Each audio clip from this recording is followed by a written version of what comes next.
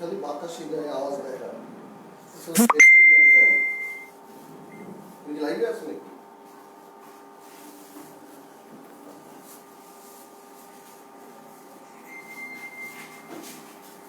Sound एक कम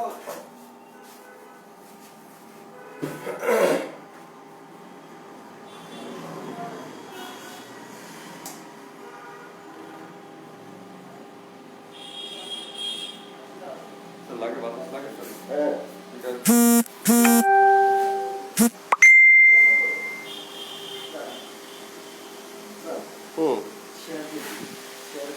share দিয়ে দিবা কথাবার্তা ঠিক আছে তো হ্যাঁ এই ফ্যান এত জোরে চলতেছে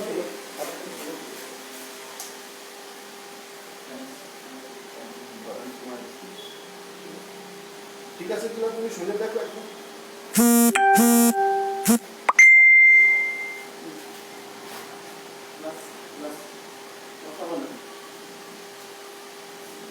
কথা বলেন কথা বললে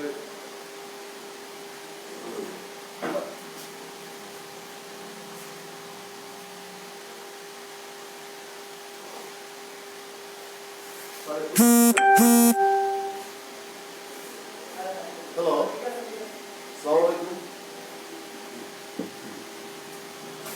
আসসালামু আলাইকুম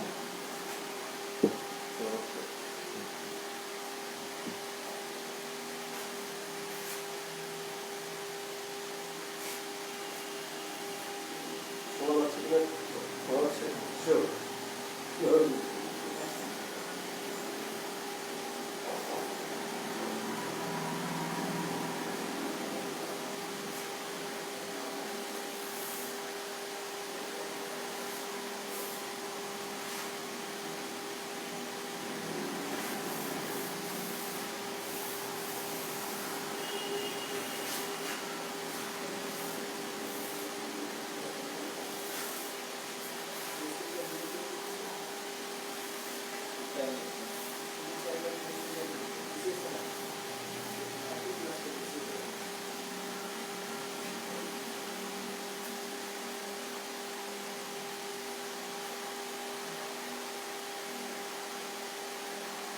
Assalamu alaikum.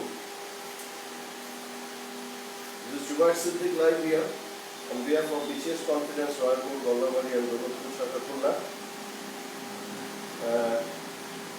BCS Confidence এর সকল শিক্ষা অনুরাগী ভাই বোনদের এবং কৃতজ্ঞ শিক্ষকদের রমজান মাসের মোবারকবাদ জানাচ্ছি। আমি জুবাইর সিদ্দিক। আশা করি সবাই ভালো আছেন, আমিও ভালো আছি ইনশাআল্লাহ আল্লাহর রহমতে। অনেকদিন পর আবার আপনাদের সামনে আসা, যদিও সামনে সামনে দেখা হচ্ছে না, তো তারপরে আমাদের চেষ্টার কোনো ত্রুটি নাই থাকে না কখনোই, আমরা চেষ্টা করি আর কি to get connected to our students, এবং এবারও তার ব্যতয় হয়নি। আমরা চেষ্টা করে যাচ্ছি। কিছু ত্রুটি বিচ্যুতি থাকে, কিছু অনেক সঙ্গে যেহেতু রিলেটেড আছে, সো কিছু ব্যাপার তো হয়। আমাকে যান্ত্রিকভাবে কারিগরিকতায় আমাদের বিশেষ কনফারেন্সের ম্যানেজার মিলন রাখি, ওরা তো ভালো আছেন আশা করি। ইনশাআল্লাহ সবাই, তাই তো?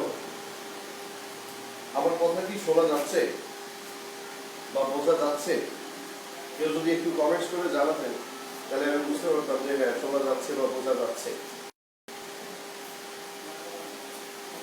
Would you mind any one of you commenting me for a little while, once at least, that yes sir, it's clear, we're hearing you or something like this, একটু যদি জানান যে শোনা যাচ্ছে বা কিছু।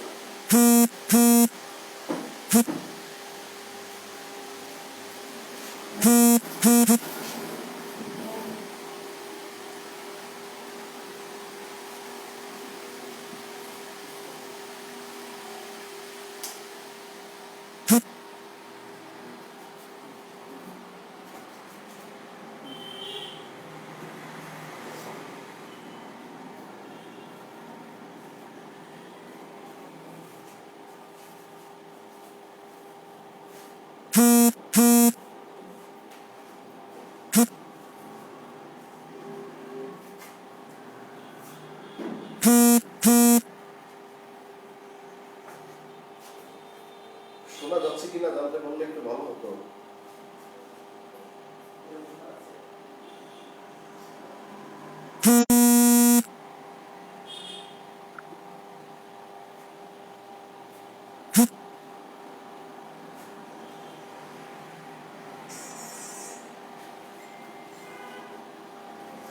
শোনা যাচ্ছে?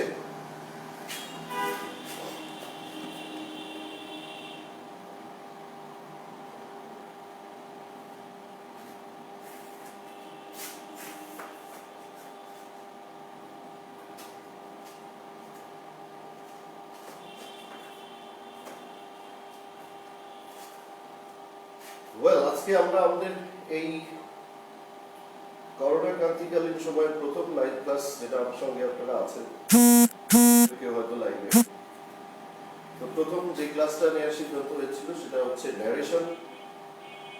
কারণ আমরা যখন প্রাইমারি ব্যাচগুলোতে অফলাইন আমরা ক্লাসগুলো যখন ক্লাস নিয়েছি, তখন ন্যারেশনটা হয়তো কোথাও কোথাও বাকি থেকে গেছে, এবং আমার মনে হচ্ছে বলে ন্যারেশনটা আজকের আলোচনার বিষয় হিসেবে নির্বাচিত হয়েছে।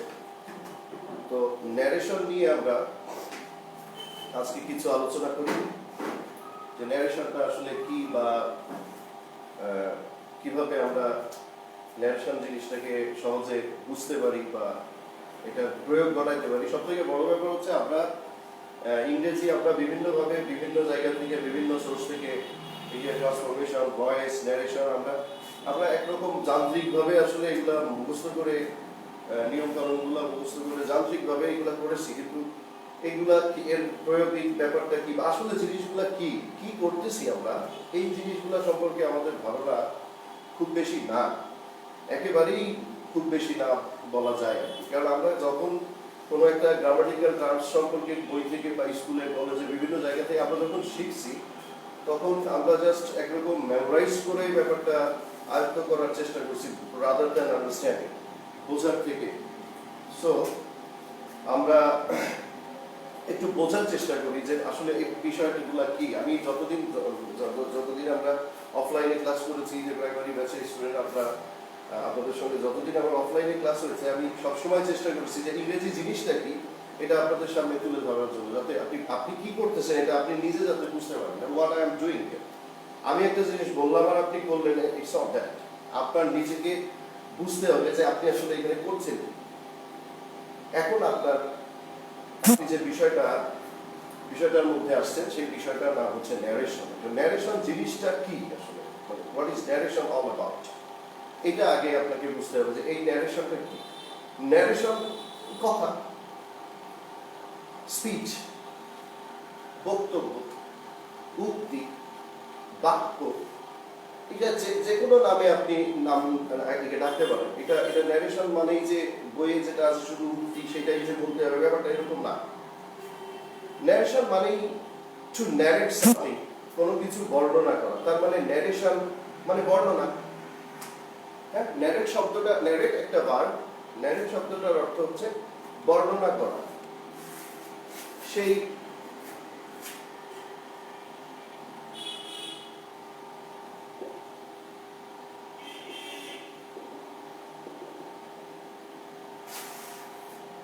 ধরেন ন্যারেট মানে বর্ণনা করা। বর্ণনা করা যদি হয় এটা ক্রিয়া, তাহলে এটা যখন নাউন হচ্ছে, এটা একটা সাফিক্স টিআইওএন যোগ করে, এর সঙ্গে ন্যারেট ভার্বটার সঙ্গে টিআইওএন সাফিক্সটা যোগ করে যখন শব্দটা ন্যারেশন হচ্ছে, তখন এটা একটা নাউন হচ্ছে। এবং তাইলে এটা যদি নাউন হয়, এটা ধরেন এটা একটা অর্থ, ন্যারেট শব্দটার একটা অর্থ বর্ণনা করা। তাহলে এটা যদি নাউন হয়, তাহলে এর অর্থটা এই করা শব্দটা বাদ চলে যাবে, কারণ তখন আর এর মধ্যে ভার্বের ফোর্স থাকবে না, তখন শব্দটার অর্থ হয়ে যাবে বর্ণনা। এইবার এই বর্ণনা তো আমি কি বর্ণনা করতে, বর্ণনার সঙ্গে রিলেশন আছে স্টেটমেন্টের, বর্ণনার সঙ্গে রিলেশন আছে ডেক্লারেশনের, বর্ণনার সঙ্গে অনেক কিছু রিলেটেড। সো আপনি যে কোনো বাংলায় প্রতি শব্দে বুঝে নেওয়ার জন্য আসলে ন্যারেশন মানে উক্তি, এভাবেই যে আমাকে ব্যাপারটা বুঝতে হবে, ব্যাপারটা তা না। আপনি যে কোনোভাবে এটা বুঝে নিতে পারেন। আপনি ন্যারেশন মানে ধরে নিতে পারেন যে ন্যারেশন হচ্ছে স্পিচ, বক্তব্য। ন্যারেশন মানে উক্তি, কারণ উক্তি, যে কোনোভাবে আপনি নিতে পারেন আর কি ব্যাপারটা। হ্যাঁ, সো ন্যারেশন মানে তাহলে যেটা আমাদের কনভেনশনাল সকল গ্রামার বইতে আমরা যেভাবে শিখে আসছি ছোটবেলা থেকে, ন্যারেশন মানে উক্তি। জানাই দিলাম যে আপনি একে যে কোনো ভাবে ধরে নিতে পারেন।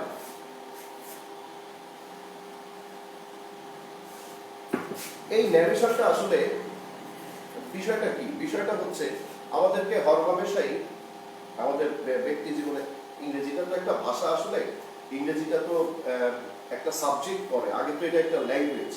সো এখানে আমাদেরকে ইংরেজিতে সবসময় আমাদের মধ্যে এরকম একটা নোশন বা প্রবণতা ঢুকে গেছে যে ইংরেজি একটা সাবজেক্ট, কিন্তু ইংরেজি আসলে আসলে তো ইংরেজি আগে একটা ভাষা, পরে একটা সাবজেক্ট। তো এটা যেহেতু একটা ভাষা, একটা ভাষায় আমাদেরকে সব প্রায়ই হরহামেশাই রিপোর্ট করতে হয়। হ্যাঁ, আমরা বলি যে অমুক এই কথাটা বলেছে বা অমুক স্যার এই কথাটা বলেছে, আমরা এটা বলি না এরকম যে ধরেন আপনাদের কোনো একটা বিষয় থাকলে আপনারা মাঝে মধ্যে বলেন না যে স্যার কবির স্যার বলেছে যে এই কটা ক্লাস দিব, এই যে ব্যাপারগুলো, তো এইটাই ধরেন, এইটাই ন্যারেশন। হ্যাঁ, এটাই এটা আপনি আপনার প্র্যাকটিক্যাল ইয়ে থেকে জিনিসটা বোঝার চেষ্টা করেন যে this is what narration is all about. এই যে আপনি যে কথাটা বলেন, বা আমরা ফ্রেন্ডের কথাও বলি যে অমুক বন্ধু এই কথাটা বলেছে, যে এইটাই ন্যারেশন। হ্যাঁ, এইবার যখন আপনি এই ন্যারেশনটা করতে যাচ্ছেন, একাডেমিক পর্যায়ে এই ন্যারেশনটা যখন আসতেছে, তখন এইখানে একজন রিপোর্ট করতেছে,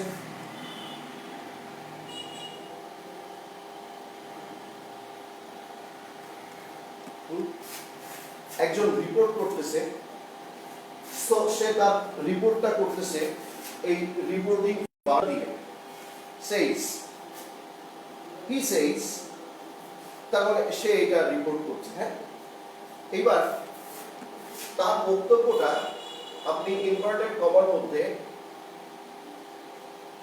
যখন রাখছেন, তার বক্তব্যটা হুবহু যখন আপনি ইনভার্টেড কমার মধ্যে রাখছেন, তখন এটা ডিরেক্ট স্পিচ হচ্ছে। তার মানে তার বক্তব্যটা আপনি তার মতো করেই রাখছেন। সে বলে আমি ভালো আছি, এই আমিটা তো আমি না, এই আমিটা সে। সো তার মতো করেই তার কথাটা যখন আপনি রাখতেছেন, দুইটা ইনভার্টেড কমা দিবেন এখানে। আর ডিরেক্ট স্পিচের প্রথম লেটারটা ক্যাপিটাল লেটার হবে, এইখানে হি সেইস একটা কমা দিবেন, ব্যাস, এইটা হচ্ছে ডিরেক্ট স্পিচ। তার মানে যে রিপোর্ট করছে তার কথাটা আপনি সরাসরি এখানে দিয়ে দিলেন। এইভাবে আপনি বলতে পারেন। যখন আমরা ওরাল ল্যাঙ্গুয়েজে যাই, মানে ওরাল ল্যাঙ্গুয়েজ মানে ল্যাঙ্গুয়েজটা তো আসলে দুই রকম। একটা হচ্ছে ওয়াইল স্পিকিং, যখন আমরা ভাষাটা ব্যবহার করছি, আমাদের বাংলায় ধরেন, যখন আমরা বাংলা সচরাচর আমরা বাংলা বলছি, এটা ওরাল ল্যাঙ্গুয়েজ। যখন আমরা যা বলছি এটা যখন আমরা খাতায় নিয়ে আসতেছি কলমে, তখন এটা রিটেন ডিসকোর্স বলে এটাকে, বা রিটেন টেক্সট। তো যখন ওরালি আছি আমরা, মানে যখন আমরা বলি, মানে ধরেন কথা বলছি যখন, তখন ডিরেক্ট স্পিচের থেকে ইনডিরেক্ট স্পিচের ব্যবহারটা বেশি। কারণ ডিরেক্ট স্পিচের যে পাঞ্চুয়েশন মার্কসগুলো থাকে, পাঞ্চুয়েশন মার্কসগুলো তো আর ওরাল ল্যাঙ্গুয়েজে দেওয়া যায় না। কখনো কখনো আমরা এক্সপ্রেশনের মাধ্যমে কিছুটা বোঝানোর চেষ্টা করি, কিন্তু এটা তো পুরাটা হয়। বিরাম চিহ্ন আর ফেসিয়াল এক্সপ্রেশন তো এক জিনিস না। যখন আমরা লিখি, তখন আপনি ডিরেক্ট স্পিচে দিলে আমি যে পাঞ্চুয়েশন মার্কসগুলো, যেমন একটা কমা বা দুইটা ইনভার্টেড কমা, সেমিকোলন বা ফুল স্টপ বা নোট অফ ইন্টারোগেশন বা এক্সক্লামেশন, এগুলো দেখে আমি বুঝতে পারবো যে কি বিষয়টা কি বোঝাতে চাচ্ছে। কিন্তু বলার সময় এই ইয়েগুলো তো থাকে না, পাঞ্চুয়েশন মার্কসগুলো তো থাকে না। এই কারণে ডিরেক্ট স্পিচটার ব্যবহার বলার সময় খুবই কম, আর লেখার সময় কিছুটা আছে, কিন্তু লেখার সময়ও আবার সমানুপাতেই ইনডিরেক্ট স্পিচটারও ব্যবহার আছে। এই বক্তব্যটা ধরেন সে বলে যে আমি ভালো আছি, এই বক্তব্যটা আপনি যখন ইনডিরেক্ট স্পিচে লিখবেন, তো সে বলে যে, আমরা ঘটনাটা এবার একটু বোঝার চেষ্টা করি যে এখানে আমরা করছি কি, এখানে একটা দ্যাট নিয়ে আসলাম কেন। যখন আমরা এখানে ডিরেক্ট স্পিচে ছিলাম, ডিরেক্ট স্পিচে থাকার সময় আমাদের এখানে যে সেন্টেন্সটা আপনি একটু লক্ষ্য করেন, এগুলো আমরা ক্লাসে অলরেডি এগুলো শিখেছি। So now you know this. এখানে দুইটা ভার্ব আছে না, দুইটা ফাইনাইট ভার্ব আছে না, একটা রিপোর্টিং ভার্বের মধ্যে আছে আরেকটা স্পিচের মধ্যে আছে, একটা আছে সেইস আর একটা আছে এম। তাহলে দুইটা ফাইনাইট ভার্ব যখন চলে আসতেছে তো সেন্টেন্সটা তো আর সিম্পল থাকতেছে না, তাই না? সেন্টেন্সটা এটা কি সিম্পল সেন্টেন্স থাকে না, ফাইনাইট ভার্ব একটা বেশি চলে আসলে আমরা জানি যে এটা সিম্পল সেন্টেন্স থাকে না, তাই না? তো যখন দুইটা সিম্পল সেন্টেন্স বা দুইটা ফাইনাইট ভার্ব ব্যবহৃত হয়েছে এরকম কোনো সেন্টেন্সকে আপনি পাঞ্চুয়েশন মার্কস ব্যবহার করে লিখতে পারেন কোনো সাবঅর্ডিনেটিং কোঅর্ডিনেটিং কনজাংশন ছাড়া। বুঝতে হবে ব্যাপারটা আগে। ধরেন আমি বললাম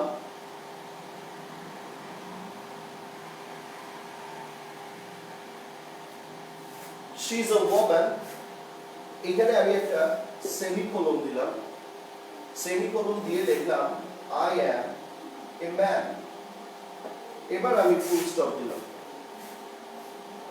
এই সেন্টেন্স কিন্তু grammatically correct, this is not run on sentence, this is quite correct grammatically.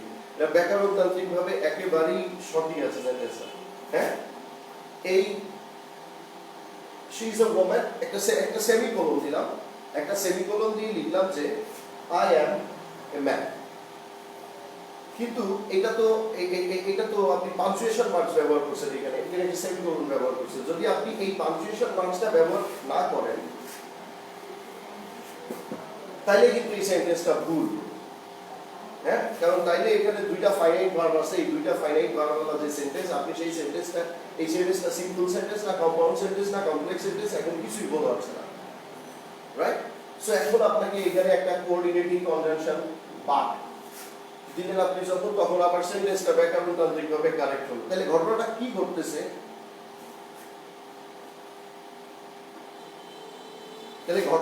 ঘটতেছে? ঘটনা হচ্ছে যে পাঞ্চুয়েশন মার্কস দিয়ে মানে কমা ফুল স্টপ সেমিকোলন এইগুলা দিয়ে আমরা একরকম ভাবে করতে পারি। হ্যাঁ, এটা একটা সেটাও কারেক্ট হবে সেন্টেন্স। ধরো দুইটা ফাইনাইট ভার্ব আমরা দুইটা সিম্পল সেন্টেন্স চলে আসছে, আপনি সেমিকোলন ব্যবহার করে করতে পারেন, ফুল স্টপ ব্যবহার করে করতে পারেন, সেটাও গ্রামাটিক্যালি কারেক্ট হবে। আর যদি আপনি সেটা না করেন তখন আপনাকে অবশ্যই কনজাংশনের সহায়তা নিতে হবে। যদি কমপ্লেক্স সেন্টেন্স হয় তাহলে সাবঅর্ডিনেটিং কনজাংশনের সহায়তা নেবেন, যদি কম্পাউন্ড সেন্টেন্স হয় তাহলে কোঅর্ডিনেটিং কনজাংশনের সহায়তা নেবেন। এইখানে ব্যাপারটা ঠিক তাই। যখন আমরা ন্যারেশনে থাকি, যখন আমরা ডিরেক্ট স্পিচে ছিলাম তখন হি সেইজ দিয়ে একটা কমা দিলাম, এরপরে ইনভার্টেড কমার মধ্যে তার স্পিচটা লিখলাম, রাইট? তো এই ইনভার্টেড কমা এবং কমা ফুল স্টপ এই পাঞ্চুয়েশন মার্কসগুলো ব্যবহার করছি বলে এখানে আপনি কোনো কনজাংশন দেখতে পাচ্ছেন না। কিন্তু আবার দেখেন ফাইনাইট ভার্ব কিন্তু দুইটা, সেইজ একটা আর এই এম একটা, তাই না? তাহলে দুইটা ফাইনাইট ভার্ব যেহেতু আপনি জানেন সিম্পল সেন্টেন্সে দুইটা ফাইনাইট ভার্ব তো থাকে না, তাহলে ওটা সিম্পল সেন্টেন্স না। কিন্তু পাঞ্চুয়েশন মার্কস ব্যবহার করে আপনি এমন ভাবে সেন্টেন্সগুলো লিখছেন যে এটা ব্যাকরণতান্ত্রিকভাবেও কারেক্ট আছে। এখন আপনি যখন এটাকে ইনডিরেক্ট স্পিচে লিখতে যাবেন তখন তো আর পাঞ্চুয়েশন মার্কসগুলো ব্যবহার করা যাবে না। তাহলে পাঞ্চুয়েশন মার্কসগুলো যদি ব্যবহার করা না যায় তাহলে এই যে দুইটা ফাইনাইট ভার্ব যে সেন্টেন্সটা ছিল, তাহলে এই সেন্টেন্সটাকে হয় আপনাকে কমপ্লেক্সে, না হয় আপনাকে কম্পাউন্ডে, বা আপনি সিম্পল সেন্টেন্সে এটাকে নামাতে পারেন, আসলে কোনো সমস্যা নেই। তো যেভাবে আছে ধরেন সেভাবে যদি আমি নামাইতে যাই দুইটা ফাইনাইট ভার্ব দিয়ে, তাহলে তখন আমাকে হয় সেন্টেন্সটা কমপ্লেক্স করতে হবে বা কম্পাউন্ড করতে হবে।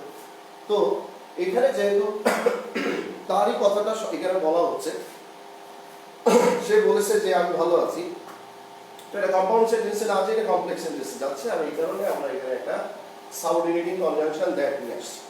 হ্যাঁ, এই সাবঅর্ডিনেটিং কনজাংশন দ্যাট আনার পর এইবার আমি এই পাশের যে স্পিচটা ছিল এই স্পিচের প্রোনাউনটা চেঞ্জ করব এই হি অনুযায়ী আই কে, কারণ সে বলেছে আমি ভালো আছি, মানে এই আমিটা তো আমি না, এই আমিটা সে। যখন আমি ইনডিরেক্ট স্পিচে যাচ্ছি তখন এই আমিটা আসলে সেই হয়ে যাচ্ছে। তাহলে আমি যখন প্রোনাউনটা চেঞ্জ করব হি সেইজ দ্যাট হি, এই প্রোনাউনটা চেঞ্জ হয়ে হি হয়ে যাচ্ছে। এরপর হি হয়ে গেলে ভার্বটাও এম না থেকে ইজ হবে। এরপর final he says that he's fine.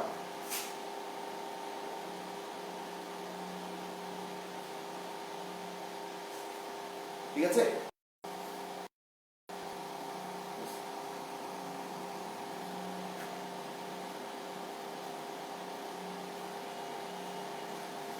Okay,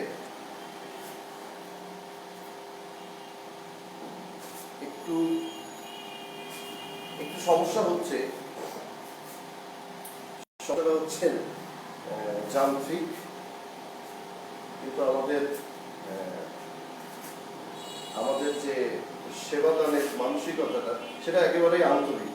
so আন্তরিকতা আর যান্ত্রিকতার মধ্যে মাঝে মাঝে একটু গন্ডগোল হচ্ছে আর কি, এগুলা একটু ক্ষমা সুন্দর দৃষ্টিতে দেখতে হবে। হ্যাঁ, তাহলে এবার আমি যেটা বলছিলাম যে যখন আমি ডিরেক্ট স্পিচে ছিলাম সেখান থেকে আমি যখন ইনডিরেক্ট স্পিচে আসলাম, আপনি এবার বোর্ডের দিকে তাকায় সেন্টেন্সটা দেখেন, উপরের এই সেন্টেন্সটা এখানে ফাইনাইট ভার্ব দুইটা আছে, অথচ সেখানে কোনো কনজাংশনস নাই।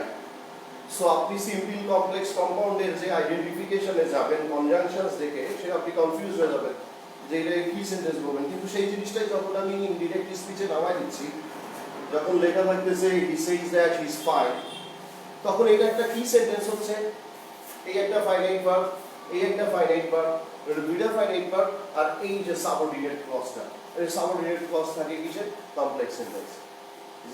ওকে, তো যখন আমরা একটা ডিরেক্ট স্পিচ থেকে একটা ইনডিরেক্ট স্পিচে একটা স্পিচকে নিয়ে যাচ্ছি, তখন সাধারণত দেখা যায় যে এই সেন্টেন্সগুলা এইভাবে কমপ্লেক্স সেন্টেন্সে আসতেছে। সে তখন কমপ্লেক্স সেন্টেন্সে আনার জন্য আপনি যখন কমপ্লেক্স সেন্টেন্সে নিয়ে আসতে চাচ্ছেন, তখন আপনাকে কমপ্লেক্স সেন্টেন্সের যে বেসিক ইনগ্রেডিয়েন্টসগুলো বা এলিমেন্টসগুলো সেটার উপরে একটু ফোকাস করতে হবে। কমপ্লেক্স সেন্টেন্সে থাকে কি কি? কমপ্লেক্স সেন্টেন্সে থাকে একটা প্রিন্সিপাল ক্লজ, থাকে একটা সাবঅর্ডিনেট ক্লজ। আচ্ছা, তাইলে এই প্রিন্সিপাল ক্লজটা যখন এই হি সেইস, প্রিন্সিপাল ক্লজটা তো মাস্টার ক্লজ, যেটা সাবঅর্ডিনেট ক্লজটা সাবঅর্ডিনেটিং কনজাংশন দিয়ে শুরু হয়। এখানে সাবঅর্ডিনেটিং কনজাংশন আনা হয়েছে দ্যাট।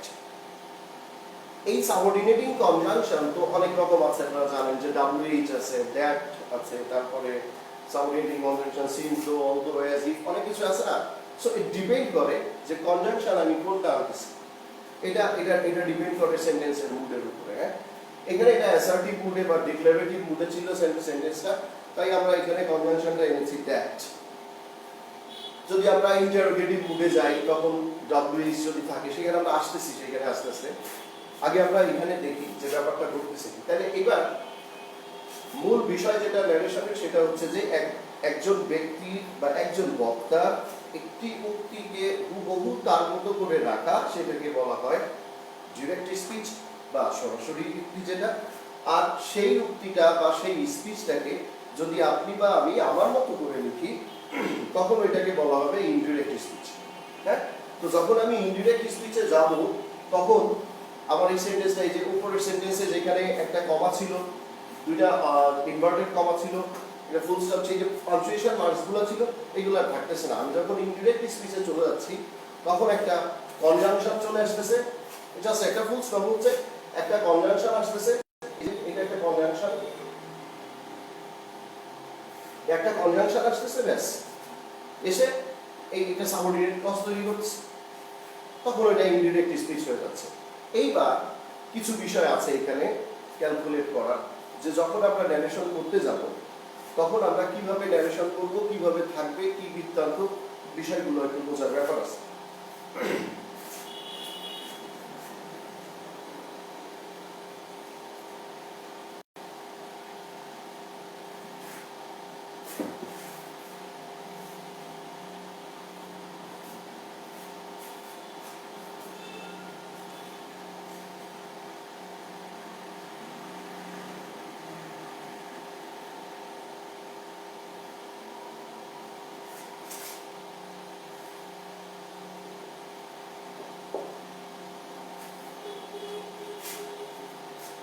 ধরেন এই সেন্টেন্সটায় যে এখানে লেখা আছে he says I am a doctor, এই সেন্টেন্সটার যে রিপোর্টিং ভার্বটা, সেটা কই, সেজ। এই রিপোর্টিং ভার্বটা কোন টেন্সে আছে? এখানে প্রেজেন্ট টেন্স। প্রেজেন্ট টেন্সে যদি রিপোর্টিং ভার্বটা থাকে, তাহলে এই স্পিচের মধ্যে কোনো পরিবর্তন হয় না প্রোনাউনগুলো ছাড়া। হ্যাঁ, মানে টাইম টেন্সের কোনো পরিবর্তন হয় না। তার কারণ এই পরিবর্তনটা আসলে প্রয়োজন হয় টেন্সের সিকোয়েন্স মেনটেন করার জন্য, কিন্তু প্রেজেন্ট টেন্সে থাকলে পরে এটা মেনটেন থাকে, তখন আর এটা মেনটেন করতে হয় না। সো এখানে যখন প্রেজেন্ট টেন্সে আছে হি সেজ, বাক্যটা তো প্রেজেন্ট টেন্সে আছে। এবার এটাকে যদি আমি ইনডিরেক্ট স্পিচে যখন আমি নিয়ে যাব,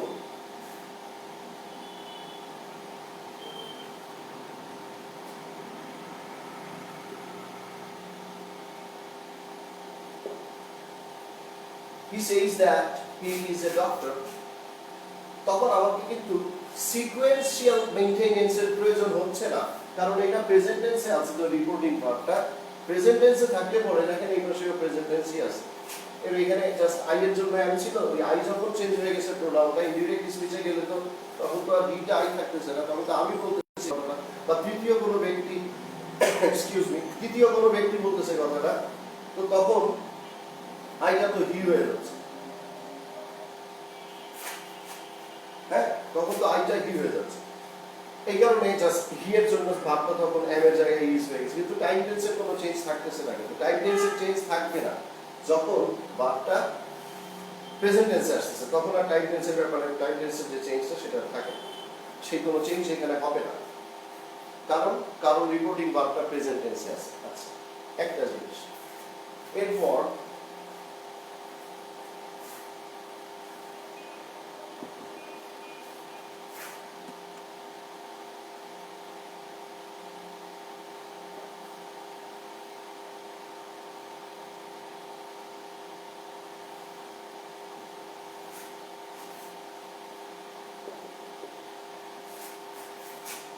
he will say I do it, সে বলবে আমি এটা করি।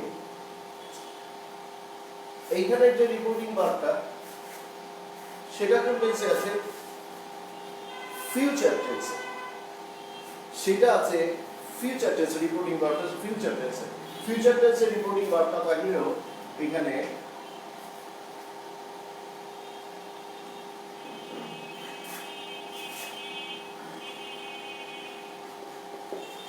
he will say that he does it.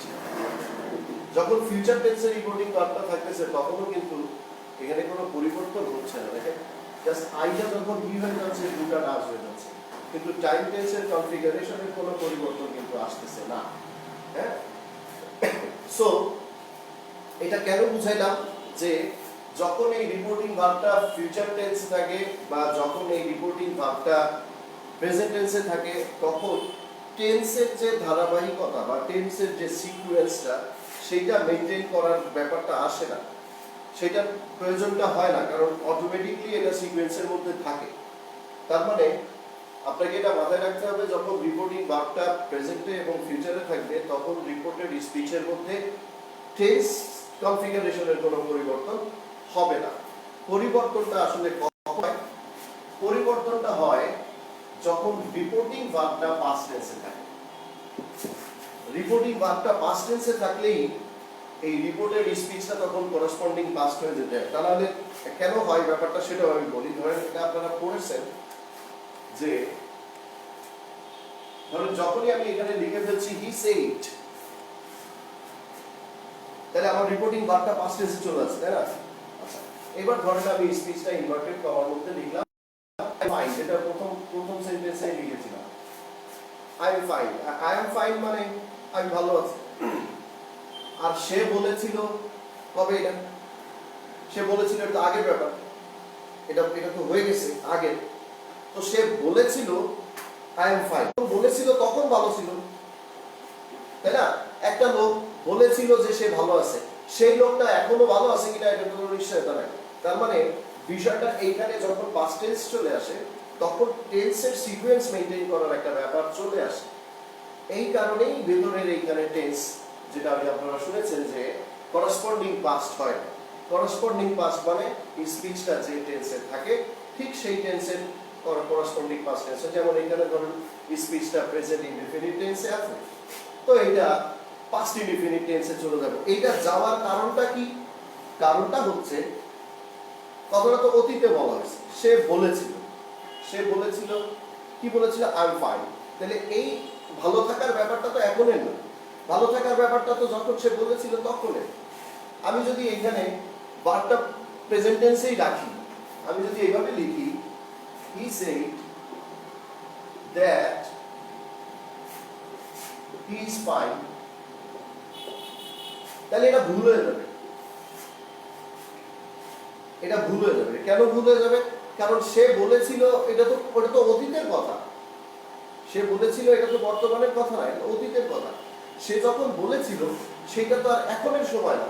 কিন্তু আপনি তো বলছেন যে হি ইজ ফাইন, সেটা তো এখনের, এইটা তো এখনের, তাই না? সো এইখানে ওই যে আমরা যখন কমপ্লেক্স সেন্টেন্স করেছি ট্রান্সফরমেশনের ক্ষেত্রে বা ফ্রেজ ক্লজের ক্লাস আমরা করেছি তখন আমরা কমপ্লেক্স সেন্টেন্সের ওই যে প্রিন্সিপাল ক্লজ বলি না, যে কমপ্লেক্স সেন্টেন্সের প্রিন্সিপাল ক্লজ যদি পাস্ট টেন্সের হয় তাহলে সাবঅর্ডিনেট ক্লজ ওই অনুযায়ী হবে। সাবঅর্ডিনেট ক্লজের উপরে প্রিন্সিপাল ক্লজের একটা প্রভাব থাকে, এবং প্রিন্সিপাল ক্লজ যদি পাস্ট টেন্সের হয় তাহলে সাবঅর্ডিনেট ক্লজটাও করসপন্ডিং পাস্ট হবে। এই ব্যাপারটা একেবারেই একই ব্যাপার। এখানে আপনি যখন কমপ্লেক্স সেন্টেন্স করতে যাচ্ছেন তখন ব্যাপারটা যা, আপনি যখন ন্যারেশন করতে যাচ্ছেন তখনও ব্যাপারটা তাই। এখানে আলাদা কোনো ভিন্ন কোনো ব্যাপার নাই। এখানে এই যে ন্যারেশন করতে গেলে আপনাকে এখানে করসপন্ডিং টেন্স মেইনটেইন করার ব্যাপার বা কি তা না। আপনি নিজে যখন একটা সেন্টেন্স কমপ্লেক্সে লিখবেন, সেই কমপ্লেক্স সেন্টেন্সে তো দুইটা ক্লজ, একটা প্রিন্সিপাল ক্লজ হি সেড, আরেকটা সাবঅর্ডিনেট ক্লজ এটা হি ইজ ফাইন। এই যে দুইটা ক্লজ, এই দুইটা ক্লজের প্রিন্সিপাল ক্লজ তো এটা, subordinate clause starts with subordinating conjunction, subordinate ক্লজটা তো সাবঅর্ডিনেটিং কনজাংশন দিয়ে শুরু হয়। তাহলে এই সাবঅর্ডিনেটিং কনজাংশন দিয়ে যে ক্লজটা শুরু হচ্ছে এটা সাবঅর্ডিনেট ক্লজ। প্রিন্সিপাল ক্লজ যদি পাস্ট টেন্সে হয় তাহলে এখানে অবশ্যই পাস্ট হবে, কারণ প্রিন্সিপাল এটা ডাইরেক্ট প্রভাব থাকে সাবঅর্ডিনেট ক্লজের উপরে। হ্যাঁ, সো এটা অবশ্যই পাস্ট হবে। এখন কিছু ব্যাপার থাকে, কিছু ব্যতিক্রম ব্যাপার থাকে যেই সময়গুলোতে এই প্রিন্সিপাল ক্লজ পাস্ট হওয়া সত্ত্বেও সাবঅর্ডিনেট ক্লজ পাস্ট হয় না। এরকম একটা দুইটা এক্সেপশনাল ব্যাপার থাকে। সেটা যেমন ধরেন অভ্যাসগত কাজ, যেগুলো আমরা বোঝাই, যেগুলো আমরা অভ্যাসগত কাজ বলতে ডেলি আমি যেটা করি, হ্যাঁ, বা যে কেউ যেটা ডেলি করে, প্রতিদিন করে, এটা একটা অভ্যাসগত কাজ। ইউনিভার্সাল ট্রুথ যেগুলো আছে, ধরেন কিছু সত্য আছে যেগুলো আসলে কখনো নড়চড় হয় না। হ্যাঁ, যেমন সূর্য পূর্ব দিকে ওঠে, বা অন্ধকার আসলে আলো থাকে না, বা সূর্য ডুবে গেলে আলো হারায় যায়, বা অন্ধকার আসলে আলো থাকে না। এই ব্যাপারগুলো তো ইউনিভার্সাল। এই ধরনের ক্ষেত্রে ব্যাপারটা কিন্তু ভিন্ন। তখন কিন্তু এই করসপন্ডিং টেন্সের যে কনফিগারেশন বা সিকোয়েন্স মেইনটেইন করার যে ব্যাপারটা, সেটার ঊর্ধ্বে চলে যায় বিষয়টা। তখন সিকোয়েন্স মেইনটেইন করতে গেলে প্রবলেম হয়ে যায়। কেমন?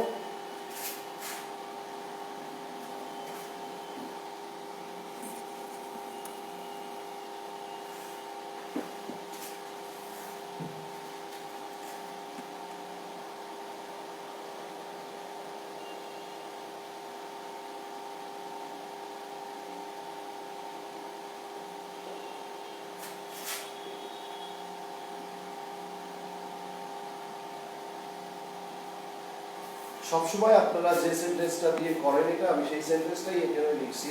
এটার কারণ হচ্ছে যাতে আপনি বুঝতে পারেন যে আপনি কেন এই জিনিসটা করতেন এতদিন অন্যরকম ভাবে, বা কেন এই জিনিসটা সিকোয়েন্সের বাইরে চলে যায়, যার কারণে এটা সিকোয়েন্স মেইনটেইন করতে হয় না। হ্যাঁ, এটা যাতে আপনি বুঝতে পারেন, এই কারণেই আমি আপনার পরিচিত সেন্টেন্সটাই এখানে লিখলাম, যেটা আপনি হরমেশা বিভিন্ন বই খাতায় পান।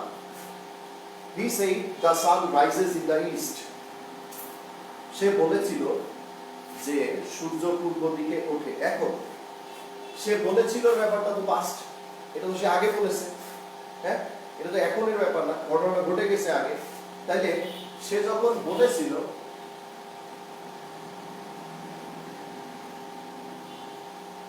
he said that, হ্যাঁ, এইবার আমি এই প্রিন্সিপাল ক্লজ পাস্ট টেন্স বলে সাবঅর্ডিনেট ক্লজটা করসপন্ডিং পাস্ট করব কমপ্লেক্স সেন্টেন্স লেখার রুলস অনুযায়ী।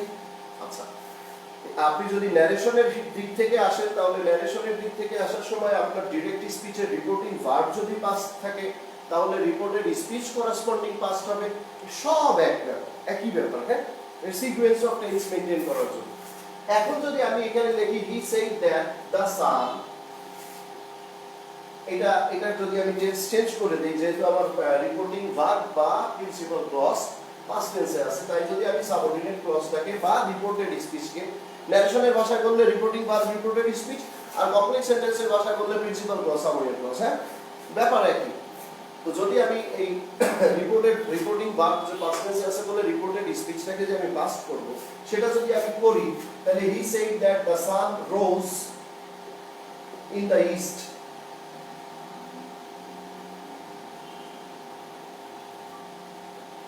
আচ্ছা, এবার অর্থটা কি হয়েছে দেখেন, যখন আপনি এই the sun rises in the ইস্টকে পাস্ট টেন্সে নিতে গেলেন, তখন অর্থটা কি হয়েছে?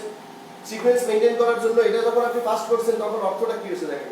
সে বলেছিল যে সূর্য পূর্ব দিকে উঠেছিল, তার মানে সেই দিন পূর্ব দিকে উঠছে, অন্য কোনো দিন দক্ষিণ দিকে উঠতে পারে, আবার পশ্চিম দিক দিয়ে উঠতেও পারে মাঝে মাঝে। ব্যাপারটা তাহলে এরকম হয়ে যাবে না যদি আমি এটাকে পাস্ট টেন্সে করে দিই? এই দুইটা জিনিসের মধ্যে পার্থক্যটা কি? হি সেড আই এম ফাইন, এটাকে যখন আপনি ইনডিরেক্ট করছেন তখন হি সেড দ্যাট, প্রোনাউনটা চেঞ্জ হয়ে যাচ্ছে হি। আচ্ছা, বা এইখানে এই যে প্রিন্সিপাল ক্লজ বা রিপোর্টিং ভার্ব পাস্ট টেন্সে আছে বলে রিপোর্টেড স্পিচ বা সাবঅর্ডিনেট ক্লজ করেসপন্ডিং পাস্ট হবে, তাই আপনি এম কে ওয়াজ করে দিলেন, এর কারণে হি ওয়াজ ফাইন। তার মানে সে বলেছিল যে সে ভালো ছিল। এটা তো স্বাভাবিক ব্যাপার, সে যখন আই এম ফাইন এই কথাটা বলেছে সে অতীতকালে, তার মানে যখন সে বলেছিল তখন সে ভালো ছিল।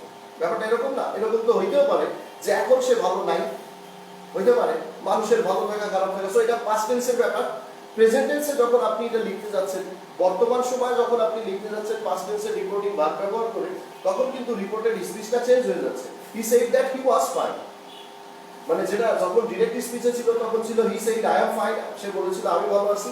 এটাকে যখন আপনি আপনার কথা লিখতে যাচ্ছেন তখন আসছে সে বলেছিল যে সে ভালো ছিল, কারণ এটা তো অতীতের ব্যাপার। এরকম তো হইতেই পারে যে এখন আর ভালো নাই সে, যখনের কথা বলা হচ্ছে তখন ভালো ছিল। কিন্তু ব্যাপারটা যখন সূর্য পূর্ব দিকে ওঠার ব্যাপারে হয়, তখন যদি আমি বলি যে সে বলেছিল যে সূর্য পূর্ব দিকে উঠেছিল, তা এই সূর্য ওঠার ব্যাপারে তো এরকম ব্যাপার আসবে না যে ওটা ওই সময় আগে পূর্ব দিকে উঠতো এখন আবার অন্য দিক দিয়ে ওঠে, ব্যাপারটা তো এরকম না। সো এই ব্যাপারগুলো কখনোই চেঞ্জ হয় না, এগুলা টেন্সের যে সিকোয়েন্সিং সেটার ঊর্ধ্বে থাকে। কখনোই আপনি ইউনিভার্সাল ট্রুথ যেগুলা বা হ্যাবিচুয়াল অ্যাকশন যেগুলা, সেইগুলাকে আপনি চেঞ্জ করবেন না, এই পাশে পাস্ট টেন্স থাকলেও। ক্লিয়ার? রিপোর্টিং ভার্ব বা প্রিন্সিপাল ক্লজের ভার্ব আমি একবারই আপনাকে দুইটা দেখাই দিচ্ছি, কারণ আমাদের একটা সমস্যা আছে। আমরা যখন ন্যারেশন করি আমরা ন্যারেশনই করি, আমরা যখন ভয়েস করি ভয়েসই করি, আবার আমরা যখন সিকোয়েন্স অফ টেন্স করি সিকোয়েন্স অফ টেন্সের মধ্যেই থাকি। আমরা মনে করি যে এই এক একটা আলাদা আলাদা অঞ্চল ইংরেজি, কিন্তু আসলে এগুলা একটা সিঙ্গেল ওয়ান ডোমেইন। পুরা ব্যাপারটা কিন্তু একটা, হ্যাঁ, ইটস এ ইউনাইটেড হোল, একেবারে একত্রিত একটা পুরো একটা সামগ্রিক একটা ব্যাপার, একটাই ব্যাপার। এইখানে কিন্তু আলাদা আলাদা ব্যাপার না, এটা আলাদা আলাদা করে ফেলি আমরা। তাই আমি আপনাকে আলাদা না করে বোঝাই দিচ্ছি যে যখন আপনি একটা কমপ্লেক্স সেন্টেন্স লেখেন তখন ব্যাপারটা যা হয়, আপনি যখন ডিরেক্ট ইনডিরেক্ট ন্যারেশনে যান তখনও ব্যাপারটা ঠিক একই হয়। যখন এখানে প্রিন্সিপাল ক্লজ পাস্ট টেন্স বা রিপোর্টিং ভার্ব পাস্ট টেন্স, তখন স্পিচ বা সাবঅর্ডিনেট ক্লজের উপরে যে প্রভাবটা পড়ে, সেই প্রভাবটা যখন রিপোর্টেড স্পিচটা অথবা সাবঅর্ডিনেট ক্লজের সেন্টেন্সটা বা বক্তব্যটা ইউনিভার্সাল ট্রুথ বা হ্যাবিচুয়াল অ্যাকশন থাকে, তখন ওই প্রভাবটা পড়ে না। কেন পড়ে না? কারণ তখন সিকোয়েন্স মেইনটেইন করতে গেলে মিনিংটা চেঞ্জ হয়ে যায়, মিনিংটা তখন বিকৃত হয়ে যায়। এই কারণে চিরন্তন সত্য বা অভ্যাসগত ব্যাপারগুলোতে আমরা সিকোয়েন্স মেইনটেইন করতে যাই না, কারণ সেটা সিকোয়েন্সের ঊর্ধ্বে, আর অন্যান্য ক্ষেত্রে আমাদেরকে সিকোয়েন্স মেইনটেইন করতে হবে। তাইলে ন্যারেশন করার সময় আমাদের মূল যে বিষয়টা মাথায় রাখতে হবে, সেই বিষয়টা কি আসতেছে, প্রথম ব্যাপার যেটা আসতেছে সেটা হচ্ছে যে যখন আমি একটা ডিরেক্ট স্পিচ থেকে ইনডিরেক্ট স্পিচে যাব, ডিরেক্ট স্পিচ কি? একজন বক্তার বক্তব্য হুবহু তার মতো করে রেখে দেওয়া, হ্যাঁ, ইনভার্টেড কমার মধ্যে, এটাকে ডিরেক্ট স্পিচ বলে। এই ডিরেক্ট স্পিচ থেকে আমি যখন ইনডিরেক্ট স্পিচে যাব, তখন আমাকে একটা সাবঅর্ডিনেটিং কনজাংশন ব্যবহার করে যেতে হবে, রাইট? তো ওই সময় আমি যখন সাবঅর্ডিনেটিং কনজাংশন ব্যবহার করে যাব তখন আমাকে খেয়াল রাখতে হবে যে আমার যে ডিরেক্ট স্পিচটা ছিল সেই ডিরেক্ট স্পিচের রিপোর্টিং ভার্বটা কোন টেন্সে আছে। রিপোর্টিং ভার্বটা যদি প্রেজেন্ট বা ফিউচারে থাকে তাহলে আমার এই যে রিপোর্টেড স্পিচটা এর মধ্যে কোনো পরিবর্তন হবে না, মানে টেন্সের পরিবর্তন হবে না। আপনি জাস্ট প্রোনাউনগুলো চেঞ্জ করে ফেলবেন, প্রোনাউন চেঞ্জ হয়ে যাওয়ার সাথে সাথে হয়তো ভার্ব ডাইমেনশনালি চেঞ্জ হয়ে যেতে পারে। আই থাকলে অ্যাম হয়, হি এর পরে তো আর অ্যাম হবে না, হি এর পরে ইজ হয়ে যাবে, কিন্তু টেন্সের কনফিগারেশন একই থাকবে যখন এই রিপোর্টিং ভার্বটা প্রেজেন্ট টেন্সে বা ফিউচার টেন্সে থাকবে। বাট যখন রিপোর্টিং ভার্বটা পাস্ট টেন্সে আসবে তখনই আপনাকে রিপোর্টেড স্পিচটা করেসপন্ডিং পাস্টে নিয়ে যেতে হবে। হ্যাঁ, এই করেসপন্ডিং পাস্টে নিয়ে যাওয়ার ব্যাপারটা কেমন? যদি রিপোর্টেড স্পিচটা প্রেজেন্ট ইনডিফিনিট থাকে তাইলে পাস্ট ইনডিফিনিট হবে ইনডিরেক্ট স্পিচে। যদি রিপোর্টেড স্পিচটা প্রেজেন্ট কন্টিনিউয়াস থাকে ইনডিরেক্ট করলে পরে পাস্ট কন্টিনিউয়াস হবে। কখন? যখন ভার্বটা পাস্ট টেন্স, রিপোর্টিং ভার্বটা পাস্ট টেন্স। হ্যাঁ, প্রেজেন্ট পারফেক্ট থাকলে পাস্ট পারফেক্ট হবে, প্রেজেন্ট পারফেক্ট কন্টিনিউয়াস থাকলে পাস্ট পারফেক্ট কন্টিনিউয়াস হবে, পাস্ট ইনডিফিনিট থাকলে পাস্ট পারফেক্ট হবে। কেন? এটা দেখাই দেখেন।